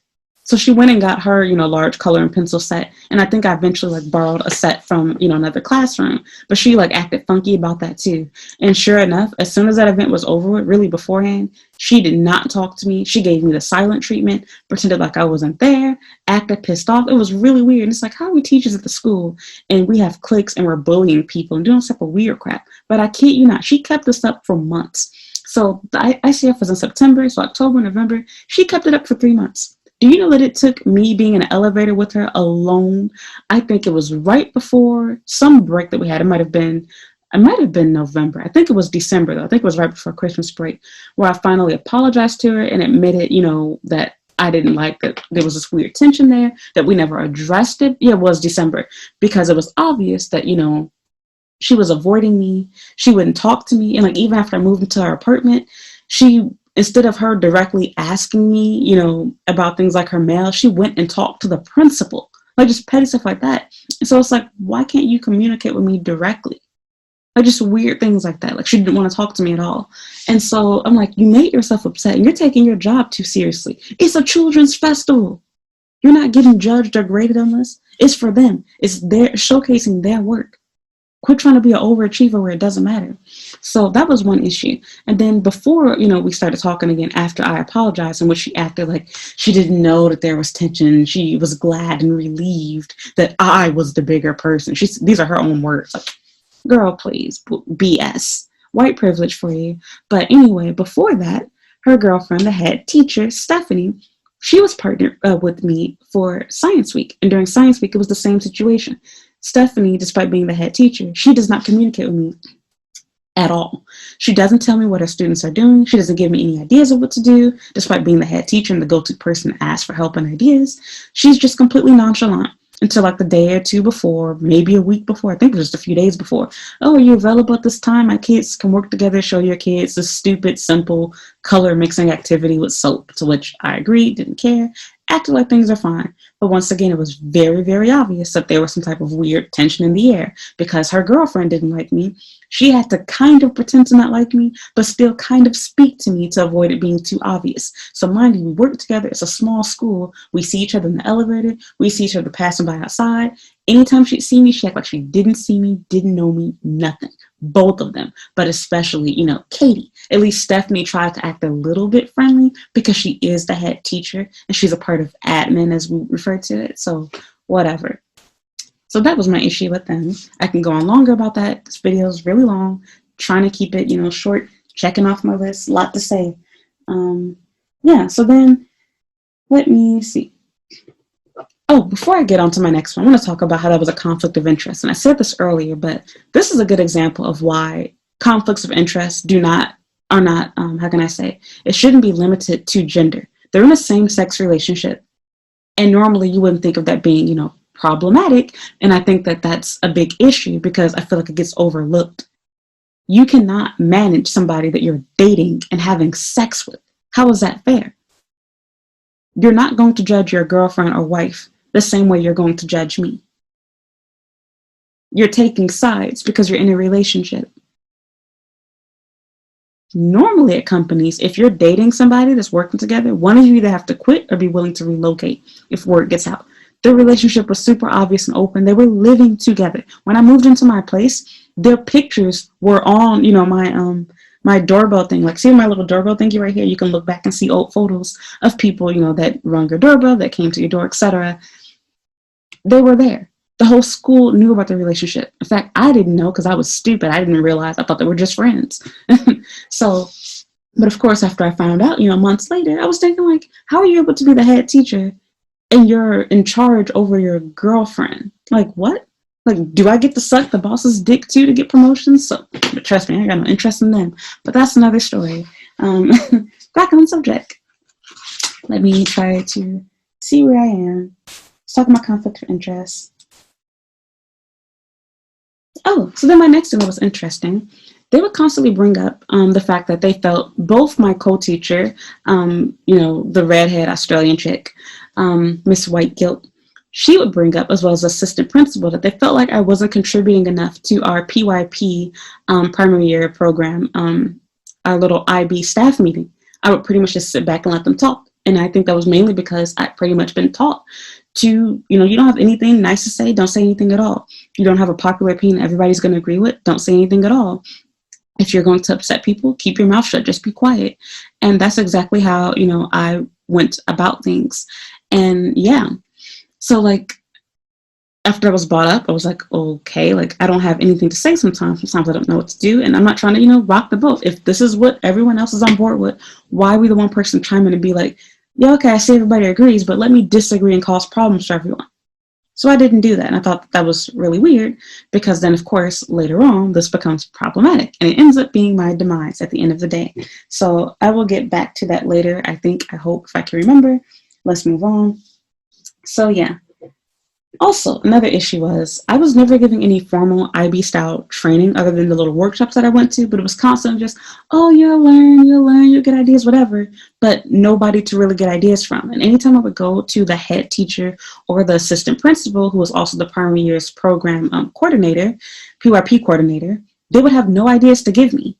Like almost none. I'll give the PYP coordinator a little bit of props. He did give me a couple of ideas, but for the most part, it was like their ideas were even IB style, where it was like them trying to lead me in the right direction, but there were no examples given. So it's like, maybe you don't, hit my camera. Maybe you don't know how to do your job either, because they can never give me like real advice on what to say, what to do, how to run stuff. I'm not looking for someone to hold my hand and tell me exactly how to do A, B, C, and D.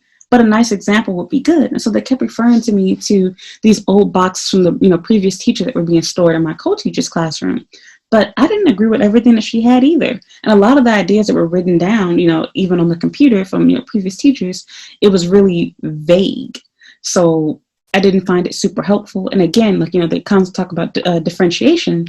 My students were at a different level too than some of these other, teachers, etc. And they weren't really clear instructions on how to carry things over to be continuous learning experience. So whatever. So besides IB style, I was told about how there was going to be a staff evaluation. So I was really concerned about, the way I conduct my class, because I was afraid that maybe I wasn't doing things right as an IB teacher. I freaked out. I spent a lot of money preparing for my evaluation.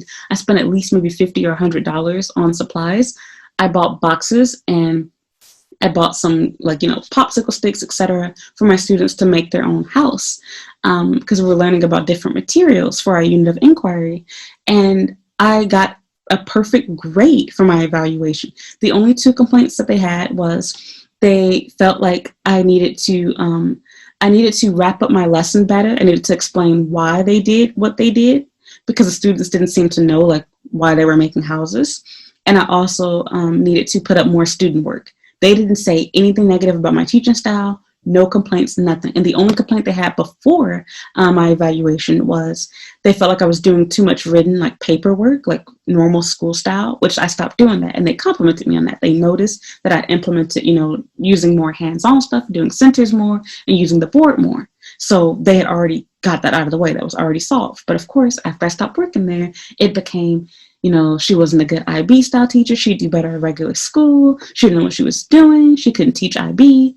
So they started singing a different song. Whereas my other coworkers who actually did have up student work, who were, in my opinion, good IB teachers, they were critiqued on everything under the sun. They were given several pointers, but that didn't happen for me. So it's one thing if they did say this beforehand after my evaluation. It's another thing if, that was not said. Now you're changing your story. Now you're rewriting history. So whatever. I wish they'd given me a document to showcase what they said to me, because now, of course, they can say whatever they want to about what really went down.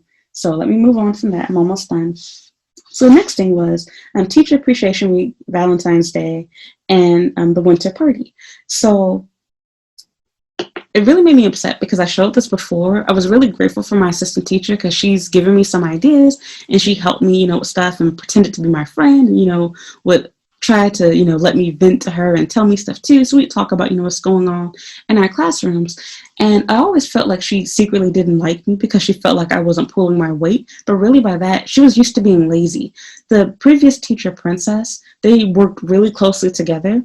And it seemed like basically Princess would do some worksheets one week, and I almost called her by her real name. You guys can find her name easily. And the red hair Australian Miss White Guilt, she would do worksheets for the next week. So they would kind of take turns to switch around stuff.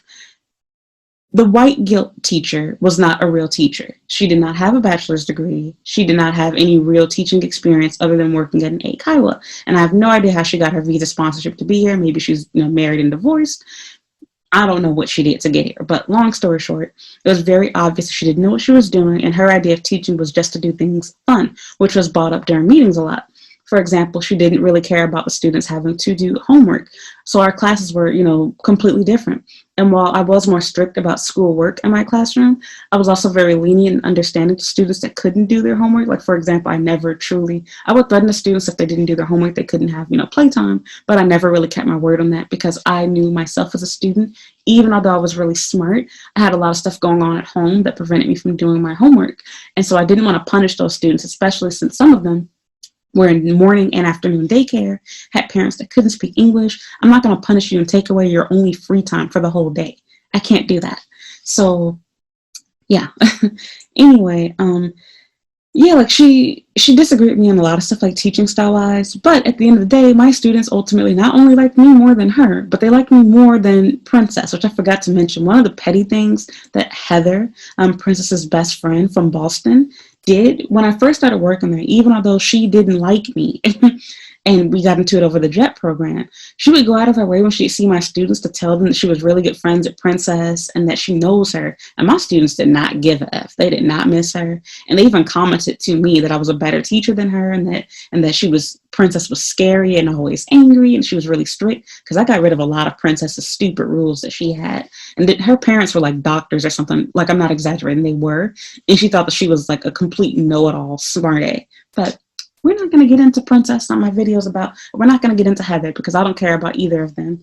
I'm just telling you what happened, what went on, explaining the relation. So anyway, yeah, I had all of these really nice big ideas for these events, and you can see them on my Instagram and on my YouTube channel. I've shared videos and pictures showing these events, and they still have up my blog posts. You can even read the blogs that I wrote for the school.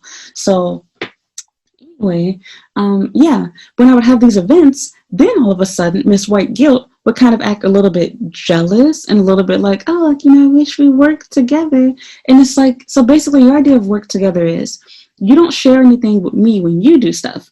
But if I do something without telling you, then you seem a little bit upset by it.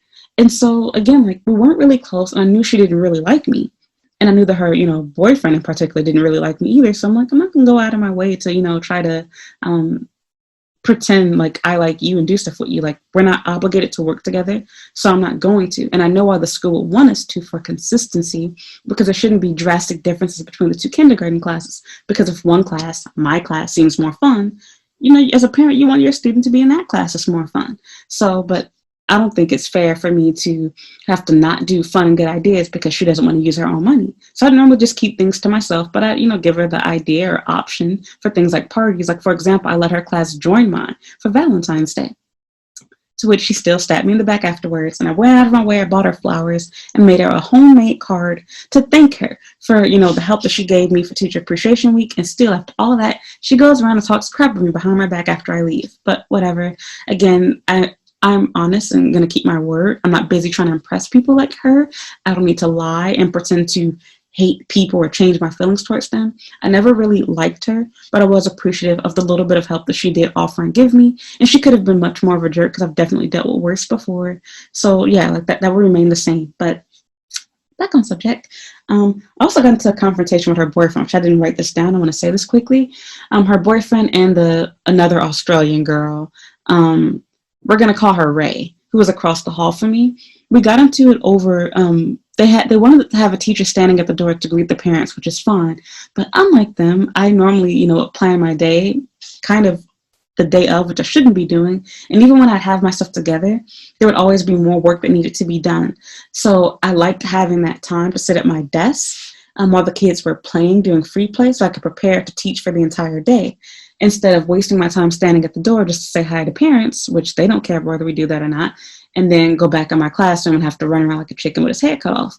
So I really would prefer if my assistant teacher did that, because they don't really serve any other purpose to me besides covering my lunch and helping me take the kids to the park, which you don't really need them for that either. So, but whatever, fine, I'll take it. But I understood their perspective. But my thing was that I didn't like having that set schedule where you have to be out there on that day. I would prefer if it would just be like, we kind of rotate, and, if I'm busy, my assistant can take my place, or even like another teacher in another classroom. And so I don't know what went on with the Canadian guy, but he lost it on me and got really upset and claimed he felt like I wasn't listening and blah, blah, blah. And so the next day, it was really silent treatment. And I talked about this before, but his girlfriend, Miss White Guilt, tried to act like she didn't know what was going on. Hey, is everything okay? Yeah, I know that, sometimes I can be really upset and I get really mad. It's like, girl, just tell me what you know. You know that we got into it. And you know why, I'm upset. Like, girl, I ain't angry. I'm over that. He's mad at me. I'm not going to talk to him. Simple as that. I'm sorry, but your boyfriend does not dictate my life. He's not ruining my day. And so, of course, we eventually talked to each other. I think he came to me. I don't remember who came to who first, but we basically squashed the whole thing and both just claimed we felt like neither of us are being listened to. And he tried to, step back on like, oh, it's okay. Like if you're busy, a certain day or whatever, and you need your assistant to go out there so you can get work done. Yeah, that's fine. And so he's even taken my place before. And so it was just a small thing. And again, I understand why the parents want to see us too as the homeroom teacher. But it just made me upset. It's like, it's the end of the year. I haven't done this for the whole year. Y'all trying to implement new stuff. And it also made me upset too, because this is the biggest problem. That they made the schedule without asking me. And I was put down for an additional day. So I was down for 3 days, whereas Miss Ray was only down for, I think, 2 days or something, which wasn't fair. And I get it, there's only 5 days a week. So somebody's going to have to do more work or whatever. Or maybe we could rotate that each week too. And so, again, my biggest issue was that the idea was not being implemented by the principal. It was given to the staff. And of course, the Black teachers weren't involved in it. Only the white teachers were. Gee, I wonder why. So you have your white teachers who don't talk to me, make the schedule on their own and decide who's going to do, the greeting at the door on which day. I get no part in it. And then when I give my opinion on it, then everybody gets mad at me about it. Well, it's not my fault you all finalized plans without asking me. And it made it even weirder that I only gave my opinion actually because I was asked. They acted like it wasn't completely finalized. And when I replied back and told them how I felt, then they got upset with me over my reply. So whatever. That was just a little thing I want to throw in. So yeah, winter party. I was the one, who threw a really big party for my kids. He played games, everything. You could watch my YouTube video. I also had the best teacher appreciation week. My students bought me really nice gifts, went all out for me. What else? Yeah, and I tell you about the gift that I gave to Miss White Guilt, who, stabbed me in the back at the end. So my last thing, made a video on this too, YEP and graduation. So it really made me upset that I had the largest class out of everybody doing graduation. I had no real help for how to conduct graduation. And my co-teacher, she was really, really, she was really flip-floppy. So her and the assistant principal, they didn't like my idea for what they call YEP, year-end performance, which the parents really hated because it was super expensive. And now with the whole coronavirus thing that was going on, at the time last year, it was brand new. They didn't know how to treat it. And so they wanted to cancel it altogether, but the parents begged to have it. And while one part of it, was a relief to have it canceled because I felt really nervous and uncomfortable with it, The other part was kind of sad because my students had worked really hard and we had already had the parents buy costumes. I picked out their costumes. We spent, at least about an hour every day practicing for it, if not more time. And they were going home practicing it. So there was just a lot, a whole lot going on. And so, yeah, at the very end, she flipped back and forth. One part of her was acting like she didn't want to have, a graduation. She was relieved. And then the other part, she tried to pretend like she was so sad about her students not having graduation and not having, the year-end performance where they do like a whole dance and musical type thing and everything. So whatever. But then this is the part that got me. When they finally decided to have it, thanks to my parents in my class talking to the school, and I only know this because the parents came to me, because admin didn't tell me about the secret meeting that the parents had while we were on a field trip until about, I think about a week later or whatever. But thankfully, I was close to the parents at my school. So the students and the parents told me that they were going to try to, negotiate and bribe the senior principal to go ahead with it. And so when they did, I was thinking, like, do y'all not see what's going on in the world right now? People are dying. We're not sure of, the capabilities of this virus and everything else. And you're going to put our lives at risk for that? Really? And so really, really made me angry. And so for the first time, I really spoke my mind during this meeting. And I told them how I felt like we shouldn't go through with it. I have a big class. I already have, nearly 20 students. And on top of that, you're going to be doubling or tripling that because they're all going to bring their parents. And you can't make a student, that's not going to work, have them choose between whether their mom or dad can go. Because at first they were trying to make it sound like only one person could go. Then they changed it to, I think it was 2 people could come or 3, which nobody was following that rule. The students are rich at the school. I had a student whose parents paid for their own personal photographer to come and take professional photos of the graduation ceremony. Come on. I was a nervous wreck. I wasn't prepared or anything. And yeah, one of the things that made me upset during this time too was, once again, even everybody's talking crap, I had the most well put together YAP performance, which we never ended up doing, but it did get recorded by the assistant Japanese principal, to which she was really shocked, and she was thinking that I'd had some experience with plays and stuff before, but I didn't. I made it all up off the top of my head. It was all my own ideas. But anyway, yeah, so what was I going to say? At the actual graduation, I had the largest class. It was the most people, that were there at all the groups. The other graduating class, her class was the smallest. She only had like 3 students or whatever. And then, of course, for my co-teacher, she only had like 8 students. So her class was already smaller than mine, but for some reason, most of the students in her class, they wanted it to be canceled. They didn't feel safe about coming to the school. Whereas the majority of my class, they wanted graduation to go on. They were really upset, like, oh, this is my first child and my only child or whatever. This is my only time to have a graduation ceremony. I was looking forward to this, blah, blah, blah. And they were already mad they paid for the YAP costumes and that was going to waste. So they went all out and gave me a really nice graduation gift, something else that she did not get, which is another sign of how much my students clearly loved me.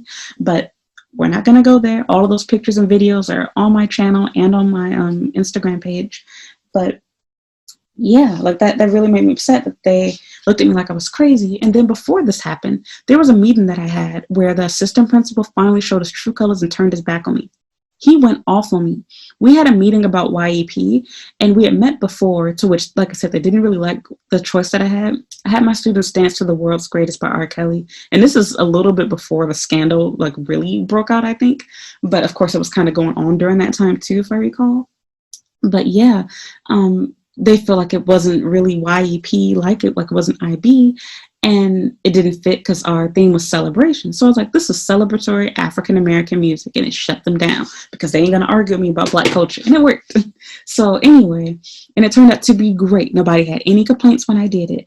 But the other part that made me upset too was that I had to change. Well, I didn't have to change any things, but I hated that Miss White Guilt would not communicate with me and then kind of seem a little upset when she didn't know what's going on. But it's like, why am I required to go to you, but you don't think to come to me? So I was told about how we have to do a graduation video and prepare the kids to say, their name, what they want to be, how old they are, etc. And so I, scripted my kids on how to talk in front of the camera, what to say, etc. And some of them still got shy and needed to redo it several times. But my class had longer, better put together sentences and did a much better job than hers. And when she saw what my class did, she was asked to redo hers to match mine. So luckily for her, they ended up not going through with it, to my knowledge, because again, we didn't have the real ceremony.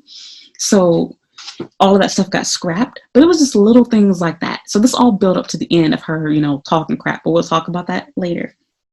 So yeah. So after school's over, graduation is done with, I'm assigned a new assistant teacher. So I ended up taking the Canadian guy's assistant teacher, and I forgot who ended up being his assistant teacher, but it was a really weird switch up. So long story short, there's no way for me to prove this, but I really have a feeling that the assistant principal, his wife, did not like me. And it seemed almost like she felt threatened by me, like that her husband was flirting with me or liked me or something, or that I was doing that with him, which wasn't the case. I was just nice, and he's my boss, and he was like a friend to me. And when I needed help, I went to him all the time. But for some reason, even although she was on like maternity leave for a year and was coming back, she did not want to be my assistant teacher, which is really weird because I was the only teacher in the whole school whose assistant teacher was leaving at the time.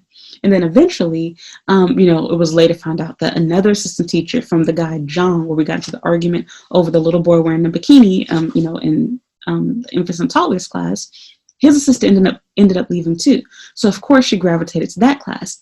But it's like, why are we switching assistants up when everybody can keep their assistant and I should be taking her? And if anything, she could split her time, between my class and maybe the other kindergarten teacher, because we have the older students, and somebody that's more stable, because she wasn't going to be there for the whole day, to my knowledge, could stay with those classes. But whatever. It was very obvious that she didn't want to be around me, didn't want to work with me, because even when we went to Spocha together, she did not talk to me. She didn't play with me even when like I had an open 2-player machine. She waited for like the other black girls, for whatever reason, for theirs to be open. It was just really awkward. So like, she would talk to me every once in a while, like briefly, but just like out of formality. But it was very clear that she didn't really want to be close to me. And it made it even weirder because one of the assistant office staff, she was hosting a Zumba class at the school, and we were in the Zumba class together. And I thought that she was okay with me because one time while we were on our way to Zumba together in the elevator, a Japanese family that wasn't going to our school got on the elevator, and they were asking me if I could press the floor number they wanted to get off on. And she was surprised that I could understand them. And I was like, yeah, I can speak some Japanese. And so she was like, how did you learn whatever? And so I told her I went to college here. And so, yeah, like it was just still a little brief small talk. And I've been eating inside her teacher's room when she was in there, and we talked a little bit. So I could just always feel that there was some type of weird atmosphere between me and her. But again, I didn't really think much of it. So off of that, yeah, so when we were talking about YAP and graduation, I was explaining how I didn't really know what to do, and I feel like I didn't have enough time to prepare. My boss, her husband, the junior assistant principal, Junior went off on me. And he basically told me, you have all this time, like, then figure it out, whatever. And like slammed his hands down on the table, walked out the door, slammed the door while there were people inside the office area. So I grabbed my stuff, I leave, we don't say anything, and he realized that he was wrong. The next day he sends me an apology email. And of course I shared it inside the group chat with the girls, because we had our own secret chat, even though, the whites had their own too, and there was also the school group chat as well. But anyway, there was a staff group chat, and then we all had our own group chats by race, which is really stupid. The Turkish staff has theirs, I'm sure. The whites had theirs, the whites, and the blacks had theirs. It was really stupid and weird that we broke it up that way, but that's how it was at this school. So anyway, where was I? I was talking about, yeah. So it was really ironic because then I don't know if this conversation happened before or after the fact, but we'd had a conversation before about how, basically the white staff could say whatever they want to. They could slam doors, they can curse people out, call people stupid, etc., complain, which they did, and nothing would happen. They wouldn't get in trouble for it. And I was saying, like, I could never do that and keep my job. And of course, they played the whole, we don't see color, we're Islamic. But I was like, whatever. Anyway, this was a prime example of it. And so later on, he apologized. He didn't know what came over him, as he said. Yeah, I know. But anyway, it made it even funnier because Exhibit A happened. Literally, I think the next day, my co-teacher came in while we were having a meeting after work, and she stormed in and got really upset with Junior. And, he's the assistant principal and PYP coordinator. And she was like, we had a meeting scheduled at this time. I was waiting for you. And he was like, oh, I'm so sorry. We went overtime, whatever. And so I apologized too. And I told her, I was like, do you want to, meet now? You can talk now. And she was like, no, it's fine. Go ahead. Bye bye. And so I'm like, if what you want to talk about is really important, you refuse to reschedule. You refuse to stay late. You refuse to take this time right now. It's not important. You know what I do when I have something important to do? My black ass stays at the school to make sure that it gets done, even if it's not going to be paid. You normally leave work 30 minutes early every day. And I'm giving you the option to have your meeting time back. So what? You didn't even come down to see what's going on. You just waited in your classroom. If you're really concerned, go find him. That's what I would do. So of course, this ends up being brought up later on. And so we continue our meeting. So she decided she doesn't want to meet. And we ended up wrapping it up, whatever. It was about YEP and graduation, if I recall. So done with that. Yeah. So back on what I was saying about the assistant teachers. The assistant that I was given, she spoke the best English out of all the ELC teachers. She's actually a translator at her church even, and I don't mean any harm against her, but we did not get along. I felt like she was a cut corners kind of person and a little bit lazy, and she was really loud and a little bit ghetto, which I had a love-hate relationship with that, and we hung out a couple of times before because she found out that I was a Christian. She was a Christian too, and I told you that ironically my other assistant teacher was a Christian, and mind you, it's really rare to meet a Japanese person that's Christian. So we didn't, really talk about religion at work anyway, but we just all knew that about each other. And I hung out with her, specifically my new assistant. I don't know what to call her. We're gonna call her Yumi. I hung out with Yumi outside of work. I went to a church group that she had, like at Umeda Station, where they like all went out to eat, and I felt really uncomfortable, so I never went again. And I left early because I didn't feel like I belonged. I felt really out of place. But that's another story. So yeah, anyway, I felt like I was having to give her too much direction for how to do stuff. And one of the things that really made me upset is when we were doing, it was super embarrassing. I never want to see that video. When we were doing our orientation, it was live, might I add, on Zoom. I was talking too fast and going through the slides too fast, even though it was all written on the screen. But because she didn't have time to really prep, she kept trying to slow me down and was being loud and get like, can you stop? Like, can you do whatever? And I'm like, I'm not going to get into this too much to talk about. But I told her, I was like, you don't have to repeat what I'm saying word from word translated into Japanese. She just translated what I was saying in English into Japanese. First of all, everything I'm saying is written on the screen, so the parents can see it and you can see it and read from there.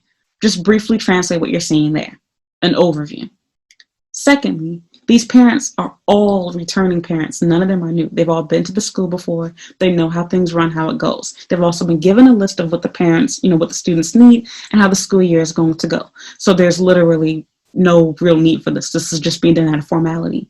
But she really pissed me off and made it so embarrassing because I literally was 2 seconds just telling her to shut up and just say whatever she wanted to. I wanted to walk out so bad. And there were parents that were taking, screenshots and recording it, etc., because they wanted to have the information for later.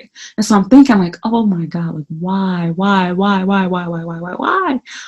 Why are you doing this? And plus, I had to record it too and make it public for them to see inside the Google Drive, folder, whatever. So that really rubbed me the wrong way. And I felt really bad because she kept apologizing, to me about it and blah, blah, blah. And I felt bad too because it was my fault for not being prepared. I should have finished my, orientation weeks ahead of time. And I should have given her plenty of time to look over it and know what she was going to say. But I felt like she was also overreacting because unlike me, this was my first time doing orientation. This was going to be her second. So I'm thinking, why are you playing dumb? You don't know how this goes. So, and then again, she spoke perfect English. It wasn't like she just studied English. She actually had lived in Australia for, I think, 10 years or something. She used it, on a weekly basis and a daily basis now working at this job. But she was on a weekly basis, twice a week at least, by being a translator at her church. So again, I'm not going to deny the fact that I was a little bit of a jerk to her. I will admit I should have been much nicer to her. And I even went to my co-teacher because she asked, she saw that I was clearly pissed off. And I complained about how I wanted to quit and how I was tired of this and I was stressed out and I was going to walk out. And I also went to both the principals about how I felt towards her. And they were trying to teach me, they're Japanese, you have to tell them what to do. They're not used to taking initiative as assistants. And so I'm like, that's not how it's been when I work with assistants in the past. Normally, you have to tell them to stop because they think they are the teacher. So of course, I'd rather have somebody that sits back than someone that's too proactive. But I feel like whenever I give her tasks to do, she wouldn't get them done, no matter how much time she had. So I had that problem with my previous assistant too. But it was more annoying because now this is the start of the school year. But of course, I have plenty of time to get everything together, so it doesn't really matter. So whatever. Like I said, I could have handled that better. That was definitely my fault. I should have been nicer to her. It was unprofessional of me to vent about my feelings to my co-teacher, but she asked and I felt comfortable doing it. And I really shouldn't have talked to the principals about it either, but I wanted to go to them because they are, in charge, and especially the Japanese one. She's Japanese, so maybe she can give me some insight. She was the best bilingual person in the school. She also stayed in Australia for a while, and she had a half Australian son too. But that's another story. Yeah. So that became problematic. And then this is where the real stress came from. So once, we were officially decided because of the state of emergency, there was going to be the lockdown, that nobody was going to be going to school, we had to switch to online teaching entirely. So this is already kind of decided near the end of the year, like before graduation, but we weren't sure if the students were going to be able to come to school in person or not for the new school year. And so as we were doing it, it was really hard for me at first to decide, am I going to do groups? Am I going to do the class all together, which I chose all together, and then having to get to know the students' names and get the parents to help, with their student participating and listening, and trying to make it IB somehow with 5-year-olds over the internet. And yeah, it did not go smoothly at all. I know that at least 2 parents, if not more, complained about how they felt like their student didn't get a chance to talk, or they couldn't hear, etc., and they wanted to do groups. And so I got forced into doing that. And some parents complained about the lesson, like, oh, it's too long, and I have to give enough time for all the students to speak. I can't just say, oh, we're running out of time. Okay, only 2 students talk. Everybody else just be quiet and listen to random English. So yeah, that didn't go well. And the part that made me more upset was one of the parents that complained was a foreign parent at that. Of course, he had a half Japanese kid, but that really pissed me off. He was Hispanic. And I had another person that was, I think she was Chinese. I can't remember. She was either Chinese or Japanese. I don't remember. That complained as well about the length of the lesson, I believe. So, no, she complained about, I don't know if she complained about the length of the lesson. I think she complained about the quality of it. And I think he complained about the length of it. I don't remember the details anymore at this point. But yeah, it's like, okay, I can't satisfy everybody. Some parents want the lessons to be longer. They feel like they're being cheated because they're paying regular tuition for not even half a day at school. The other part of them don't like having to log on constantly, and they wanted me to just send more links so it doesn't get confused. I'm sending links, etc. And mind you, Zoom was new to all of us back then. So we get it all together. We start using the same link for different groups, and I was forced to put it in groups. But the part that made me really upset about this was it wasn't brought up to me so simply. So we decided on groups are making it all together before school started, and they told us we could choose to do it how we wanted to. But of course, after it started, they made me change my plan. And the main reason why this happened is again, because they had parents complaining about it and they just changed their mind all of a sudden. But this is the part that made me most upset. Instead of my the assistant principal, junior, asking me directly to change that and telling me what happened, he asked me a fake question during my PYP meeting via Zoom with my co-teacher. And to make it worse, it wasn't just my co-teacher. It was my co-teacher and his wife who was hiding from us. She signed on to the meeting and registered under the name student using a student computer, and didn't reveal her face or who she was until the end of the meeting. And even her husband didn't know who had joined our meeting. And so that was unprofessional and really weird, might I add. But anyway, yeah, he asked me how my day was, told him how it was, told him about my lessons, etc. I thought it went good. And then he tells me, well, yeah, some parents complain about X, Y, and Z. And so it really made me upset and feel embarrassed. I'm like, here I am bragging about my day, thinking everything went great. And then you say, oh, by the way, people hated it. And I'm like, okay, that's fine. I don't mind criticism. But why ask me a fake question when you know that it didn't went good? It didn't go good or well. And then you're going to ask me in front of somebody that you don't know who ends up being your wife and my co-teacher. That didn't seem very professional. I was honestly just stressed out, had a long day. So I didn't talk the whole meeting, but I did speak for that part. So I was beyond pissed. And afterwards, I literally had nothing to say. I just let him talk. I tried to defend my stance on what I did, but I went through with it. It was whatever. And then I ultimately found that, moving forward, because I tried to do things the way they asked me to, I became even more stressed out because I was trying to work at home. I still needed to go back up to the school to get supplies and stuff. And it was just really messy. And then I was being asked, oh, try to include the, assistant teacher, which I couldn't really think of how to include her. And then she didn't know what she was doing. She didn't know which groups to have for what. She didn't know how to schedule or arrange the Japanese time. So it's like I'm literally having to hold her hand and show her and tell her how to do everything. And then I'm also freaking out too because I'm like, I'm new to IB and now I'm having to learn how to do IB via Zoom and there's no real outline laid out. And so when I watched, because they gave me like a day to watch my co-teacher do her lessons, she wasn't even teaching IB style. Her lessons were trash. She was literally spending the whole lesson asking stupid questions. Hi, how are you? How are you today? Are you happy? And this is fine for like a 2-year-old class, but these are advanced kindergarten students. They're in K3, and this is a prestigious international school. So she's literally asking them what they ate for each meal, which was also embarrassing for the parents too, because some of these kids hadn't eaten breakfast or lunch when they got on. And so it kind of put the parents on the spot too, I noticed, for some of them.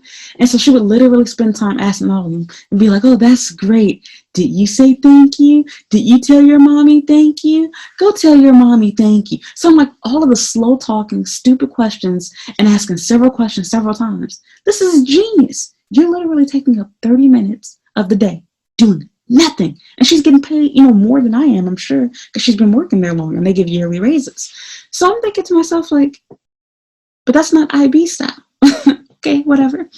So of course, I didn't adopt her style, but I did, make it groups. I did shorten it. I didn't go through the crap I was doing before, and I made it where, finish early it does. And of course, that became an excuse, to complain about too.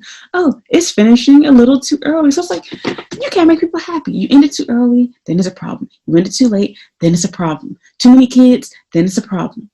Too few kids, then it's like their focus isn't there either, because then there's nobody, you have a class with 3 kids that don't want to participate. Okay, I mean, at the end of the day, I'm still getting paid, but what am I supposed to do? So it's whatever. But yeah, like it ultimately made me super, super stressed out. And at the end of all of that, like after my boss, did that little meeting that shows I wasn't in my right mind, I was done. I told them that I quit and that I didn't want to work there anymore. And I literally called the Japanese assistant crying on the phone about my day. And she tried to persuade me to stay and tried to, sweet talk me about how good of a teacher I was and how much my students liked me, etc. But I was set in stone that I was done. And at the end of the conversation, she got me to agree to staying. And I really called her because I wanted to talk to the principal and tell him that I quit. And so she tried to stop me from doing that. But by the next day it came around, I couldn't do it. And they had to have my co-teacher, teach on my behalf at the last minute, which was unprofessional of me, but it is what it is. I'm being honest about what happened. And so even after that, they tried to get me to stay, and they scheduled for me to talk to the principal at the end of that day. I think we spoke on the phone initially, and I was set in stone that I was done. I didn't work anymore. And they reminded me, like, if I say that again, like, I'm through, they're not going to change their mind, which I stupidly did. I admit that was my fault. And they kept their word. They were done. And so, of course, the next day I realized I made a stupid decision off of my emotions. And I apologized profusely, told them about my mistake and that, how I was feeling, etc. And he sweet talked me and talked about how we talked on Zoom late at night. And this was after I'd spoken to the head teacher, who I didn't normally talk to at all. But I wanted to tell her what happened so she knew why I quit. And because I knew that they were going to talk, but I wanted, to tell my side of the story and see if she could help me secure my job again, because I was advised by one of my Black friends, which ended up being bad advice, but whatever. It's in hindsight, I tried to do what I thought was best at the time. I spoke to the senior person that hired me, the principal, and we talked for maybe like 30 minutes or an hour on Zoom, and he gave me this runaround conversation, making it sound like he was going to make an exception for me and let me stay. But nope, he ended the conversation telling me that they had, a student that was in my class who I knew of that had quit and moved over to YMCA, and how they made it clear to her mom that if for whatever reason they don't like that school, that he doesn't allow students to come back after they quit. And so he basically said the same thing to me, that he can't make an exception, that that's the rule that he's always had, which is stupid because he'd only been working there for like a year and a half at the time. He was acting like he'd been at the school for 30 years or something.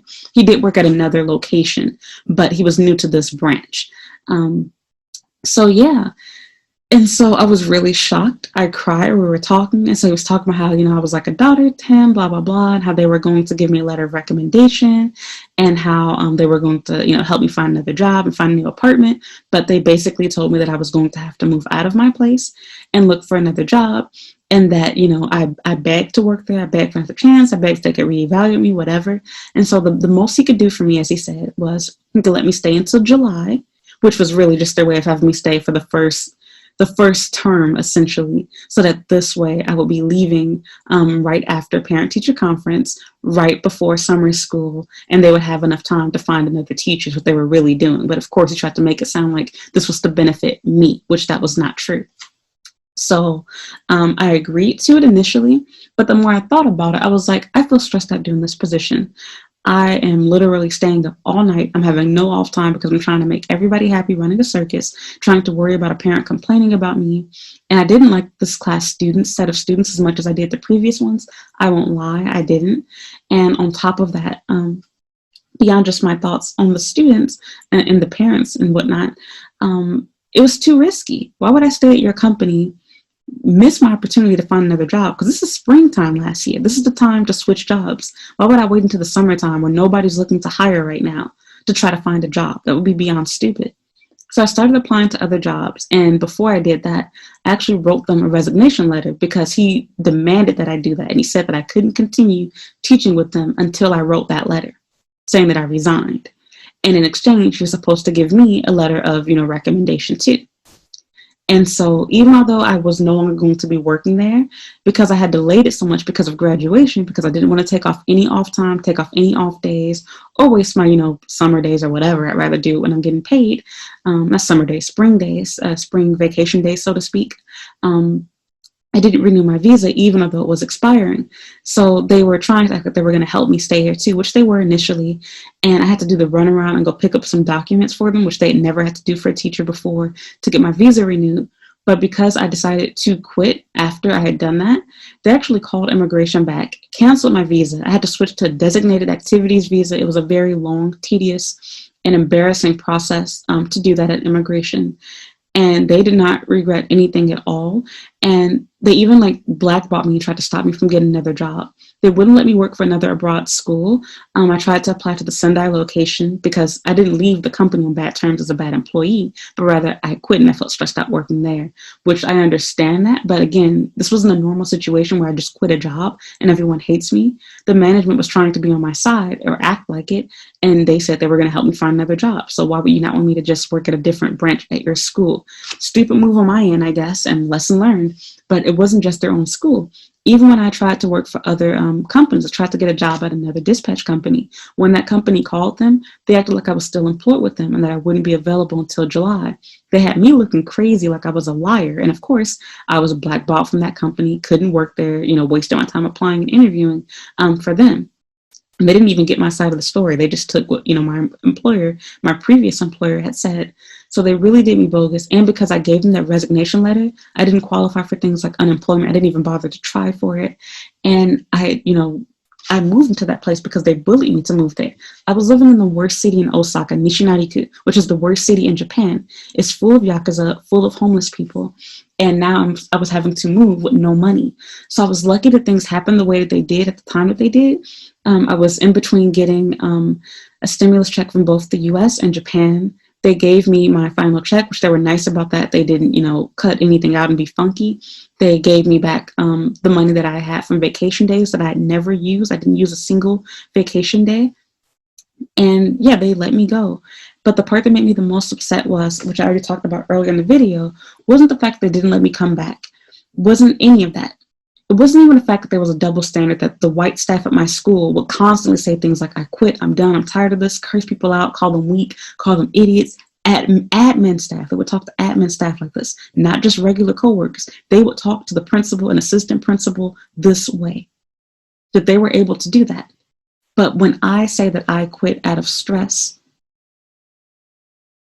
and somebody that's never even taken vacation days does it, I'm taken seriously and I can't be let back again. Okay, and even if you're okay with that part, this is the part that really got me though. Not just the unfair treatment, not just the fact that my own words ultimately, was my demise, but the fact that not only are you going to let me go over that, you're going to lie about me and tell everyone that I had a drinking problem and try to dig up dirt about me from who you thought were my best friends at work. They were my best work friends, but not my real best friends. You wanted to see if I was an alcoholic, and you tried to paint that picture of me to justify getting rid of me. You lie and say that I'm a bad teacher, even though the evaluation you gave me was perfect. You criticized them. I'm not speaking up during meetings, etc. You didn't even say that to me. I passed my evaluation with flying colors. Not a single negative remark other than the two things that I said, which I fixed those problems. I started putting up student work. The only real problem I could think of, which they didn't talk about too much, was my inquiry wall was definitely lacking. I needed to do more with that, which I did try to improve on and work on, and they acknowledged that. But they started singing a different song after I left.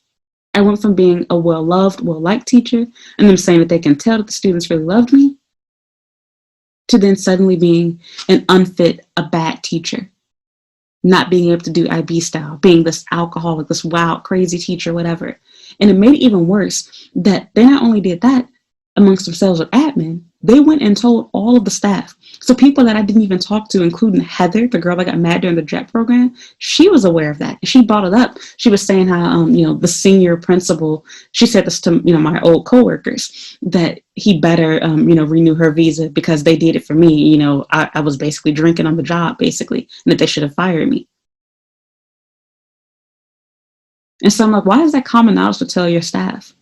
Then on top of that, if that isn't enough by itself, I'm thinking to myself, so you lied and said that this was going to stay between you two as assistant principals, which I knew that wasn't going to happen. You not only tell the principal, but the principal himself, he goes and tells the other staff. And it was even weirder. I brought this up to my previous black coworkers, but they didn't notice until I said it. Do you not realize that the principal, the Turkish guy, he only gossips about the business of the black teachers to the white teachers, but he never tells us about what's going on with them. Interesting. He also would commonly sexually harass us and make inappropriate remarks, talking about how we're sexy and beautiful, and make sexual jokes about dating and kissing and just all type of like weird crap that he would do. So yeah, that was strange. He literally whistled at me on graduation day because of my dress. I normally came to work just like how I do in real life. I normally wear the exact same clothes. I wear the same pants and same jacket, same tank top every day. So with that said, yeah, it was super inappropriate, but like I said, didn't care. He was nice, and he treated me like Trump treats his daughter, is the best way to put that. But yeah. It really made me upset because I would never do that to them in 1,000 years. And I really hate to make this video because, like I said, they really blessed me with that job. I was so grateful for it. And I have no choice. I have to defend my reputation and myself as a teacher. And this isn't to say that I'm this perfect person. Like I said, I was an idiot for drinking on the job. I should have never done that. But I'm not an alcoholic. I've never shown up to work hungover or drunk like how other teachers have. I never went around talking about other teachers like how other teachers did. I never disrespected my boss, even when I disagreed with them, both on a religious point of view and, education-wise, teaching style. I never did that stuff. And in the end, they treated me like crap. They even lied to the parents and made it seem like I had the coronavirus and like that was the reason why I quit. They made it sound like I was sick and was taking a break. And it really hurt me because afterwards, I mentioned in another video, I had parents that were talking about me at the New Orleans restaurant, which I mentioned this. And I'm sorry to tag him into this too, but I have to. I mentioned this in my first video where I talked about how I quit my job. So please watch that if you didn't watch that already. But I literally he came to my house and was trying to get the tea on what happened with me. Why am I not working there? And so, of course, I didn't tell him, but he can, feel free to watch my video too and see what I had to say. It really hurt me because I figured, once again, as a fellow Black person, a Black man is old enough to be my father, I would think he'd be protective of me and wouldn't be gossiping about me as a young Black woman. But apparently he didn't view it that way. It was just small talk. He wanted to help one of his regular customers, figure out, the tea, what's really going on. Why is that teacher not there anymore? She never spoke to me when I would come to the restaurant. She saw me. She didn't speak to me at the school. But now you're concerned about why I'm not working there anymore?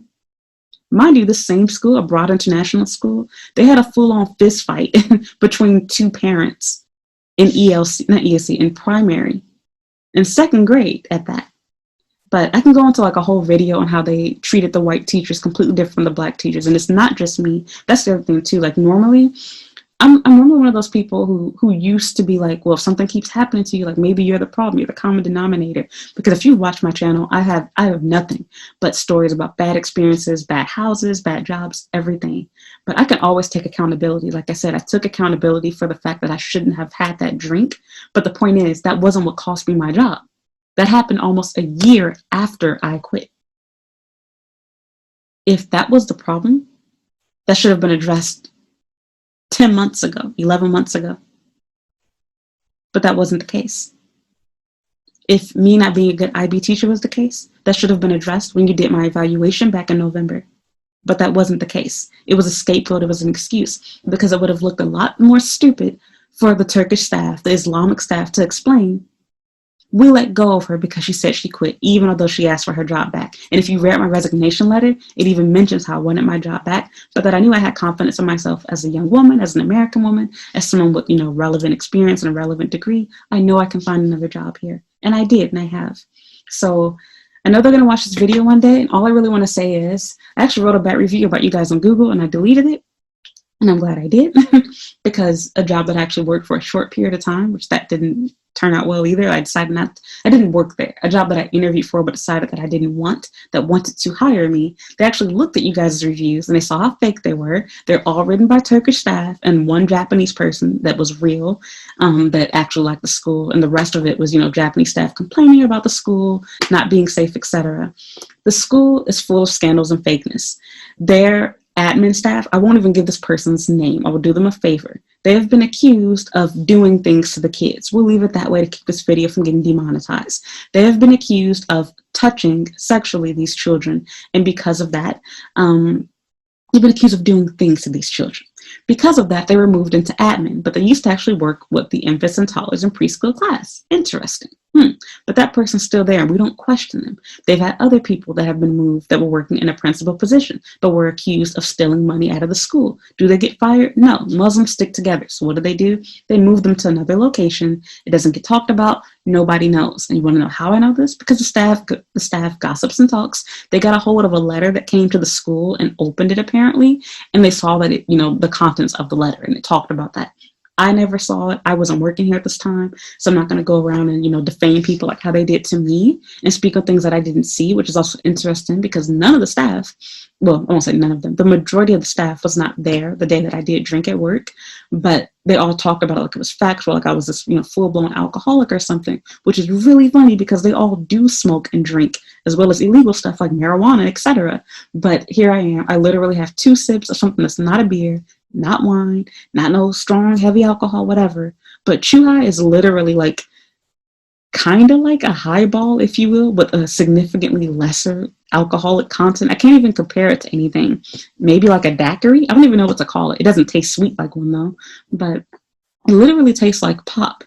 You wouldn't think that it's anything other than pop, really. It doesn't have an alcoholic taste, but this was disgusting and it did taste like alcohol. The specific flavor was watermelon, but I really wish I never did that. It's a huge regret of mine as a teacher in my career. It was really stupid.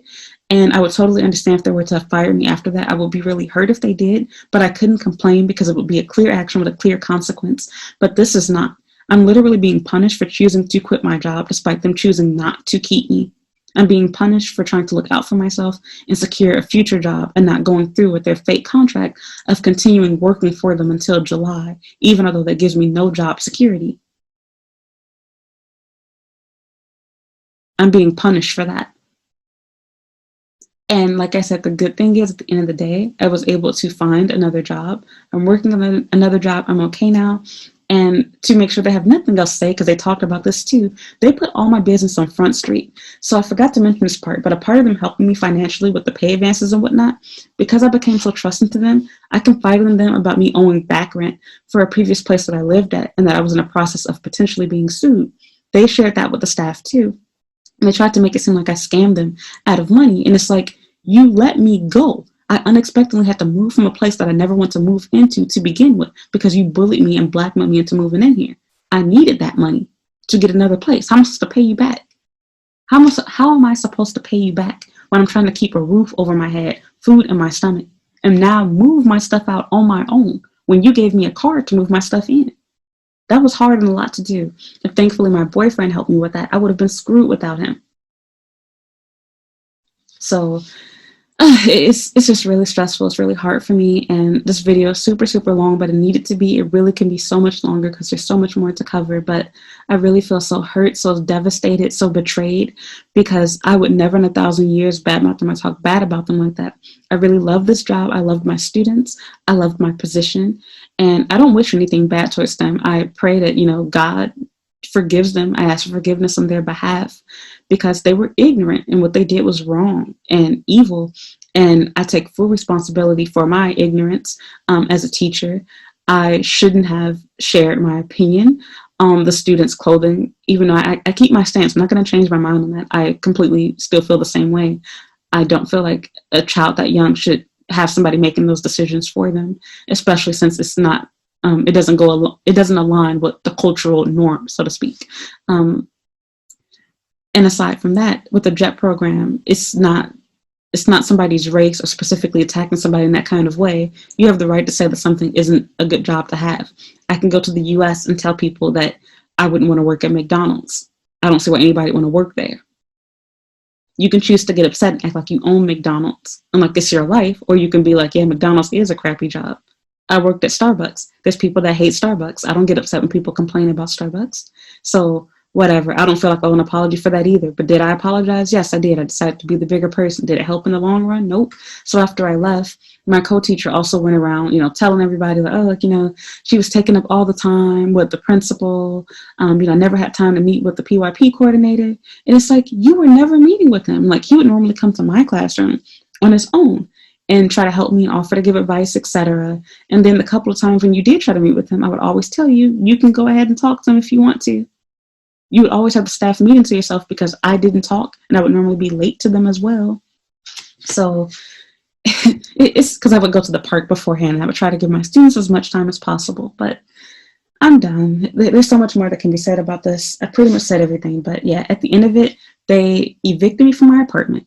They blackballed me from getting another job because now I use them as a reference anyway, because the reality is most jobs here don't check job references. But yep, I use them as a reference. They blackballed me. They didn't give me my letter of recommendation, which of course I know their excuse is going to be, you didn't stay until July. Yeah, but if that's the case, then you should be sending me back my resignation letter too. So yeah, and you should have went through my visa then. They canceled my visa. So they canceled my visa. They evicted me. They didn't give me my letter of recommendation. And they told everybody I was an alcoholic. And they told everybody I was a bad IB style teacher. They did all 5 of those bad things to me. And they told everybody I scammed them out of money, basically, because they essentially said that I ran off with the money that I borrowed from them, even although I didn't really borrow that money directly from them. Most of the time they gave me money, it was coming out of my check, just in advance. I think in total, I didn't take more than maybe a few $100s from them in cash, which sounds like a lot of money, but not when you're working a career level job. So whatever. And by the time I upload this video, I plan to have already paid them back so that this way that can no longer be hung over my head. Sadly, I cannot change the past. I cannot change my stupidity for feeling like it was okay and comfortable to share my opinion, even though we were in a small group setting, which apparently you have to be politically correct like that and do that when you're dealing with white teachers. So that was my mistake by doing that. And also my mistake by stupidly drinking alcohol on the job like an idiot. I take full responsibility for that part. There's no excuse for that, no going back on that. I was truly ignorant, and I felt like it was okay being in Japan where drinking is a super social, normal thing. I knew I couldn't come to work drunk, and that wasn't what I was doing. And I wasn't drinking it for fun or to relax myself. I really just didn't have anything else to eat or drink. It was summertime, super hot and humid. In Japan, you're talking, 100-degree type weather here. And I stupidly decided to drink what I had available because I didn't have a cup, couldn't get water, and I only had enough money to buy myself, $1.20 bag of some croissants at 7-Eleven. I've been super honest and open about my financial situation. I'm not rich. I've done what I can to survive here. And sometimes that led me to do really stupid things. And I really regret that decision because now it haunts me. Now I have people talking about me that don't even know me. I have people thinking things about me that aren't true. And there's nothing that I can do about it. So since I can't, I want to at least clarify my name and speak my truth. And I feel like I've done the same thing with my family. I talked about that in my video about the abuse that I went through at home. And my half-sisters, Talisa, Sonia, Deanna, Marlo, they didn't like that. They disliked my video and told my mom about it, and that's fine. I'm glad they saw it. And I feel happy. I feel like when you own up to your mistakes, you own up to what happened, you tell your side of the story, what you did, and you're honest, it releases you. You become free. It truly gives you freedom because now you can't hold that over my head. I was always afraid of people thinking, oh, you're crazy. Oh, you're poor, you're whatever. Now that I share that, my honesty, no, I don't have money. Yes, I've had my electricity off. Yes, I've had my water off. Yes, I've had my gas off. Yes, I've had to borrow money. Yes, I've needed help. Yes, I've struggled. Yes, I was taking drugs. Yes, I've stayed at a psych ward before when I was a kid.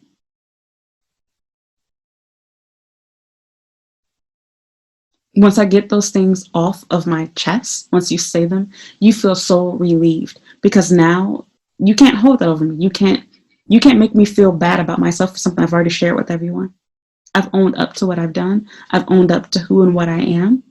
I've rejected the things that are false about me. And even although it's so tempting to say so much more about the people at the school, there's more scandals from cheating to touching children to cheating people. My goal is not to do that. I just want to clear my name. You can lie to Japan and pretend to be a regular international school when really, in disguise, you're an Islamic school that's stopping the kids from being able to do fun things that normal Japanese kids do at international schools, like have Easter, Halloween, Christmas parties. Stop them from having fun field trips like the ramen museum because some of your kids can't eat that stuff because of the ingredients in it due to Islam, and lying to the parents about the reason why. There's so many things I could say about your school and go into so much detail, but that's not my goal. I don't care to do that. As much as I'd love to say, oh, like I would, never work for them, blah, blah. To be totally honest, if you're ever offered a job there, I promise you'll love working there. But you will quickly realize exactly what I'm saying. The environment is toxic. And if you are not Turkish, you're not Islamic, watch your back, especially if you're Black. The work is easy to do. Really relaxed environment. You can pretty much do whatever you want to.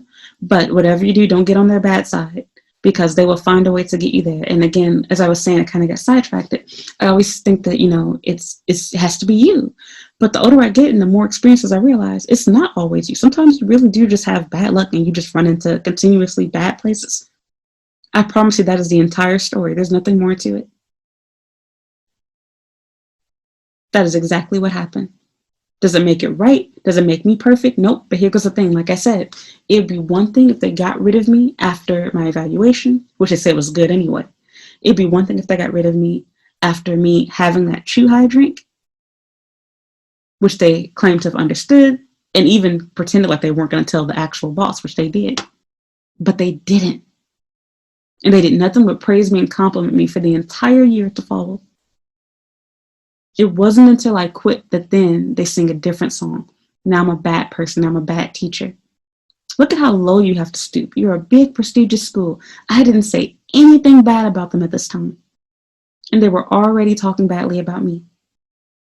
So for any of my previous students or parents or whatever that want to know what happened, I hope you found my video. I hope you watched it. This is what happened. I did quit my job, but I had reasons for why I quit it. The stuff they're saying about me is not true. They're lies. It's also ironic because one of the Islamic staff is not supposed to be drinking alcohol. He met his wife at a bar. And the principal, his son doesn't consider himself to be Islamic. He tells everybody he's an atheist. His wife is not really Islamic either. It's all a joke. They just want some white dick. But we ain't finna go into that conversation. That's a whole nother story. All I'm saying is, what goes around comes around. You can't talk crap about me and then expect your school to prosper, good things to happen to you, etc. And while I honestly do wish your school success because I'm grateful, excuse my notification, I'm grateful for this job, at the end of the day, I see it as being a blessing in disguise, basically. I'm no longer inside of that toxic, hostile environment. I'm making a little bit more money. I got a much better apartment. My relationship has progressed since then. I got to do a lot of fun things that I wouldn't have done if I were still working there. I'm grateful for my time and experience working at abroad. And again, like I said, my goal is not to hurt their school or purposely hurt their business, but they purposely went out of their way to hurt me, my name, my reputation. So I have to defend that. And if that unfortunately causes the result of them, having bad word out there and loss, whatever, then so be. If they want to sue me, they can go ahead. This video's staying up. I refuse to take it down. It will stay. because it's my experience, it's my story, and I feel like parents and other teachers have the right to know. But like I said, if you take nothing away from this video, please do not get my words wrong.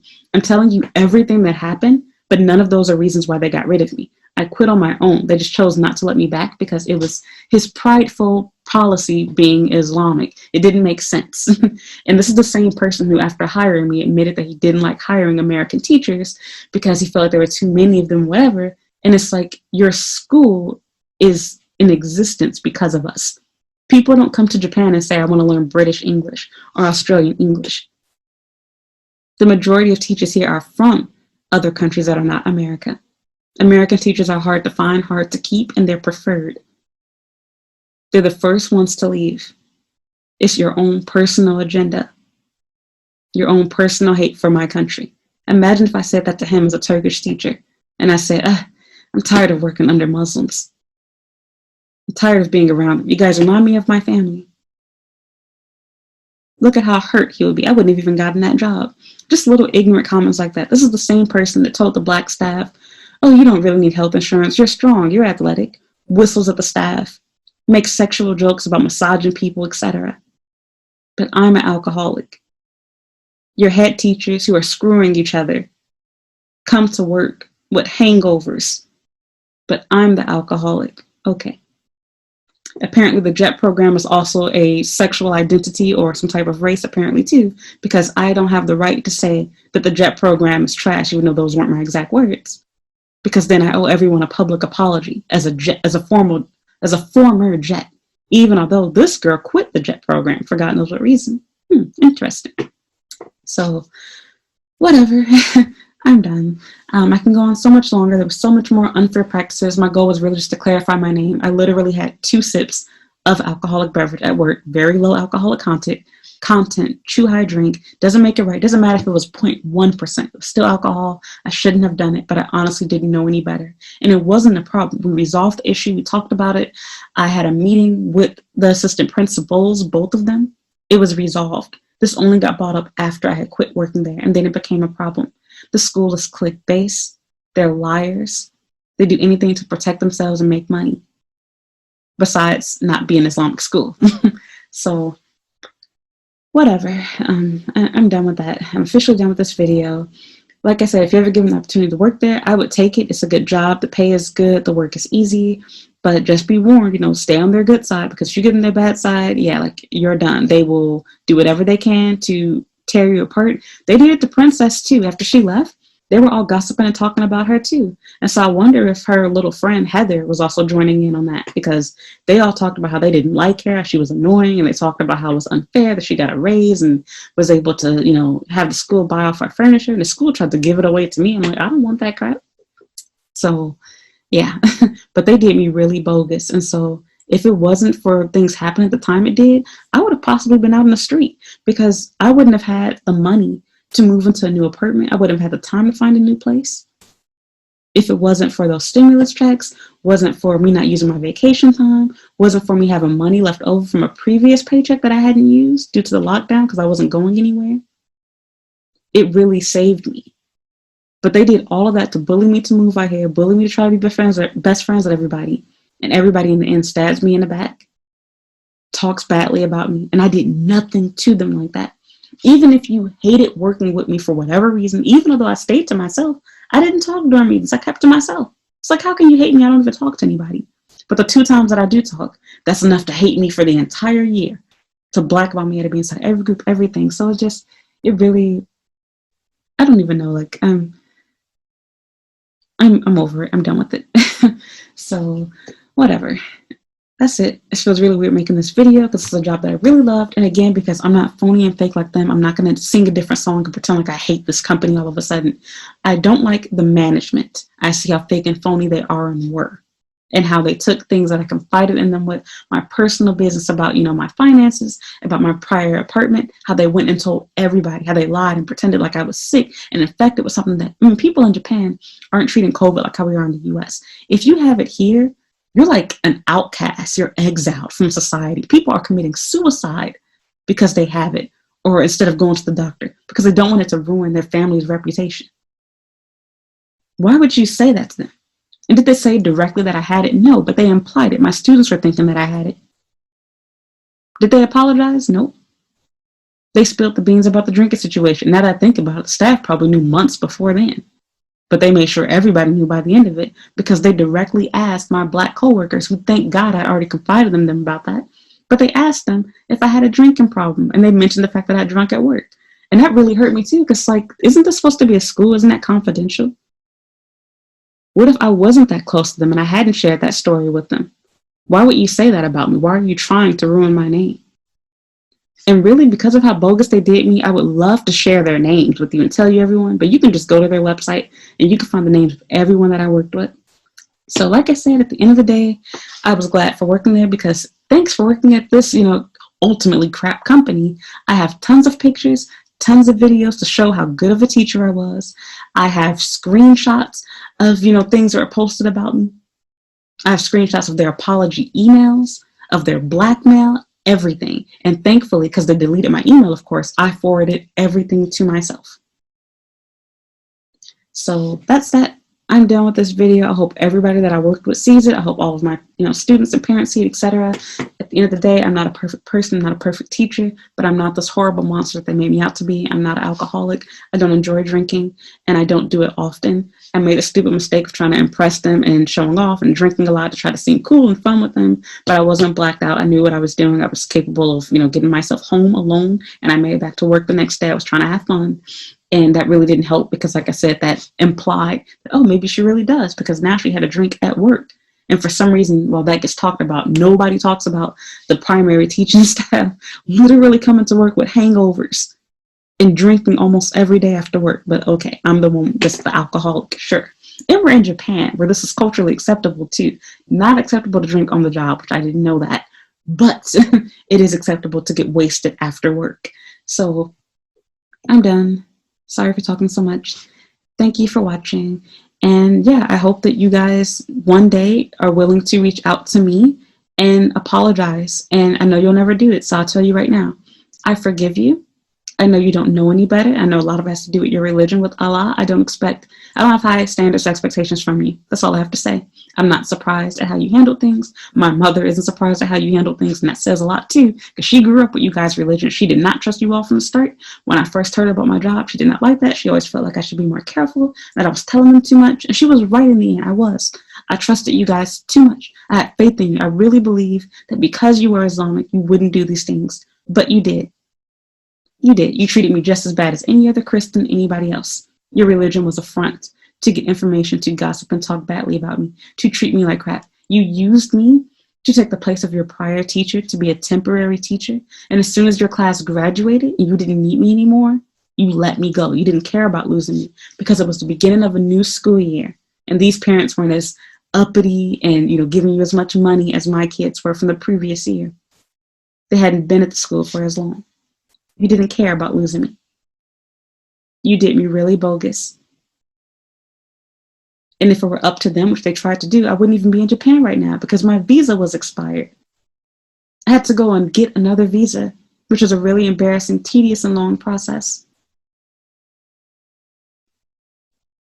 I wasted a lot of time and I wasted a lot of money. I still have debts. I still have business and things to handle. And I'm really hurt by how they handled this situation. So I'm so relieved and ready to be done with this video. And hopefully by the time I upload it, I plan to have paid back the staff that I brought, so that would no longer be one of the lies they can tell. But like I said, I can't undo my past, and I'm not going to lie to you. I did drink while I was at work. It was during my lunch break. I had 2 sips of that watermelon chugai, and I poured the rest down the drain. It was stupid, ignorant, shouldn't have done it. They are 100% right. But don't lie and pretend like that's why I'm not working there anymore. Don't lie and pretend like, oh, you thought about getting rid of me then, because you didn't. You could have, but you didn't. You didn't want to. And I was a new teacher back then. So you had every reason to do it. Just like at the end of the year, there was no real connection with me at that time. But they didn't want to. You didn't bash me, my teaching skills as an IB teacher. I came to them all the time, feeling like I wasn't being a good enough teacher. But they never said that. In fact, when I did my evaluation, they thought I was just fine. I was being too hard on myself. But now I'm a bad teacher. So it is what it is. I'm sorry that you feel that way about me. I'm sorry that you have to lie about me. God doesn't like ugly. Lying about me, hating on me is not going to advance in your life. That goes for the white teachers there, as well as the Turkish staff, or whoever else is talking about me. I'm grown. You all are twice my age, 15, 10 years plus. I'm sorry that you have that little of a life, that even after I'm out of your hair, I'm still a conversation at your table. I'm sorry that you don't realize how much you hurt me and that you don't see what's wrong with using me basically to advance your school. So whatever, they've had other teachers quit since then. Ironically, the teacher that ended up taking my place was previously the infants and toddlers teacher. And guess this, he got stressed out doing my job too. And guess what happened? After he got stressed out, instead of them letting him quit after he said that he quit, they told him that he can choose to just teach the English and math class and not have to do inquiry. If I only had to do English and math and got paid the same amount, that would have saved me so much trouble. I wouldn't have even been complaining and talking about quitting. So double standard there, but I had no problems with this teacher, so I'm not going to bash him.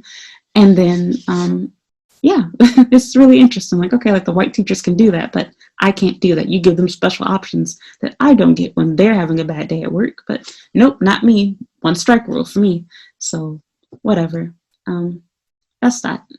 I'm sure I'm missing some stuff too that I want to complain about and talk about.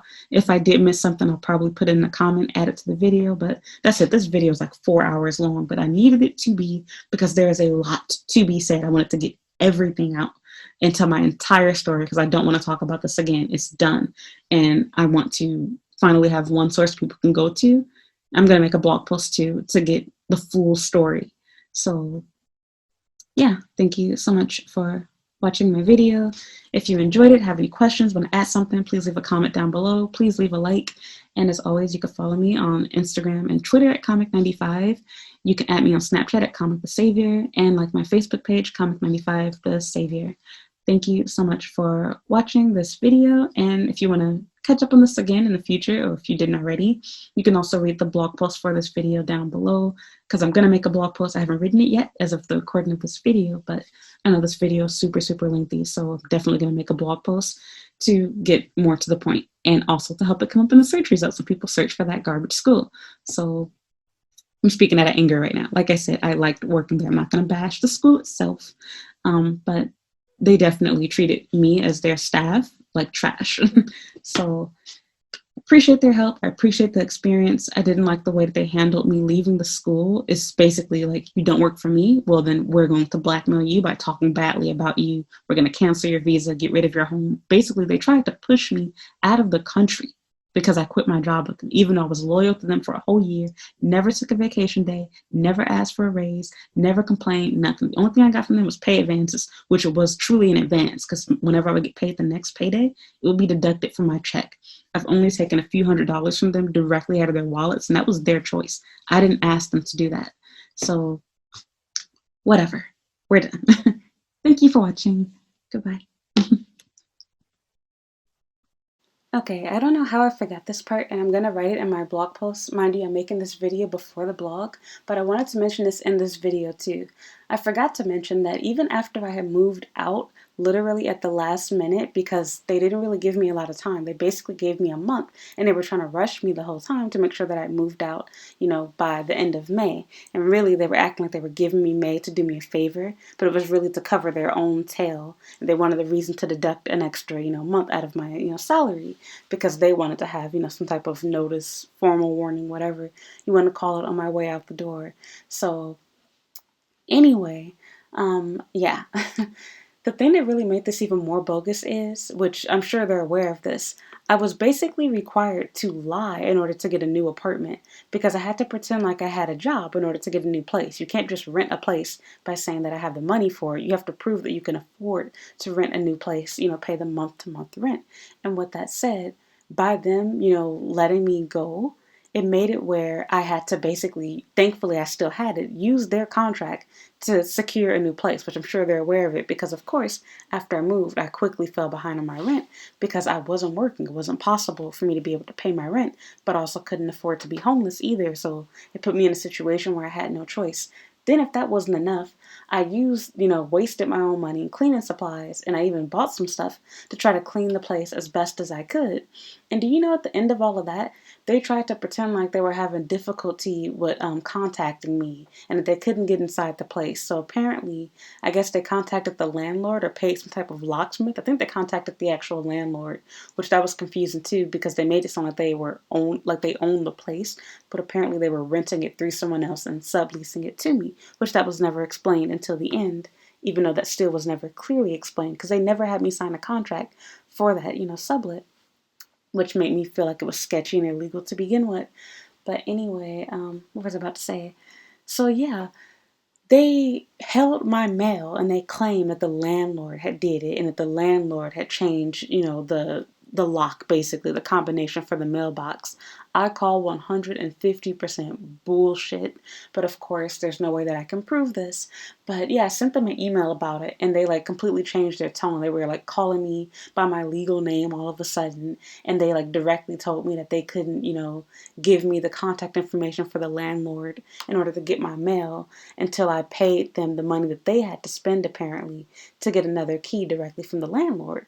And I'm like, I put the key inside the door, the little Dropbox thing, just like how I did in my previous place. I didn't do anything different with you guys. So that really made me upset. But they eventually gave me the information, claiming they were going to call on my behalf, which I don't believe they really did. Long story short, I never got my mail and ended up missing out on the stimulus check from Japan because of them. But even if, let's say that I did have the key and I didn't give it to them, that's not the way that it works. You can't legally hold on to somebody's mail. That's illegal.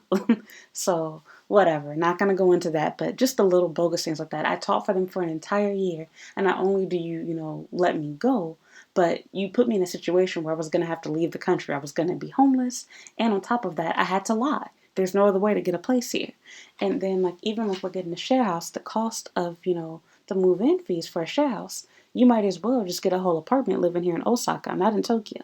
So, and then of course, I'm an adult.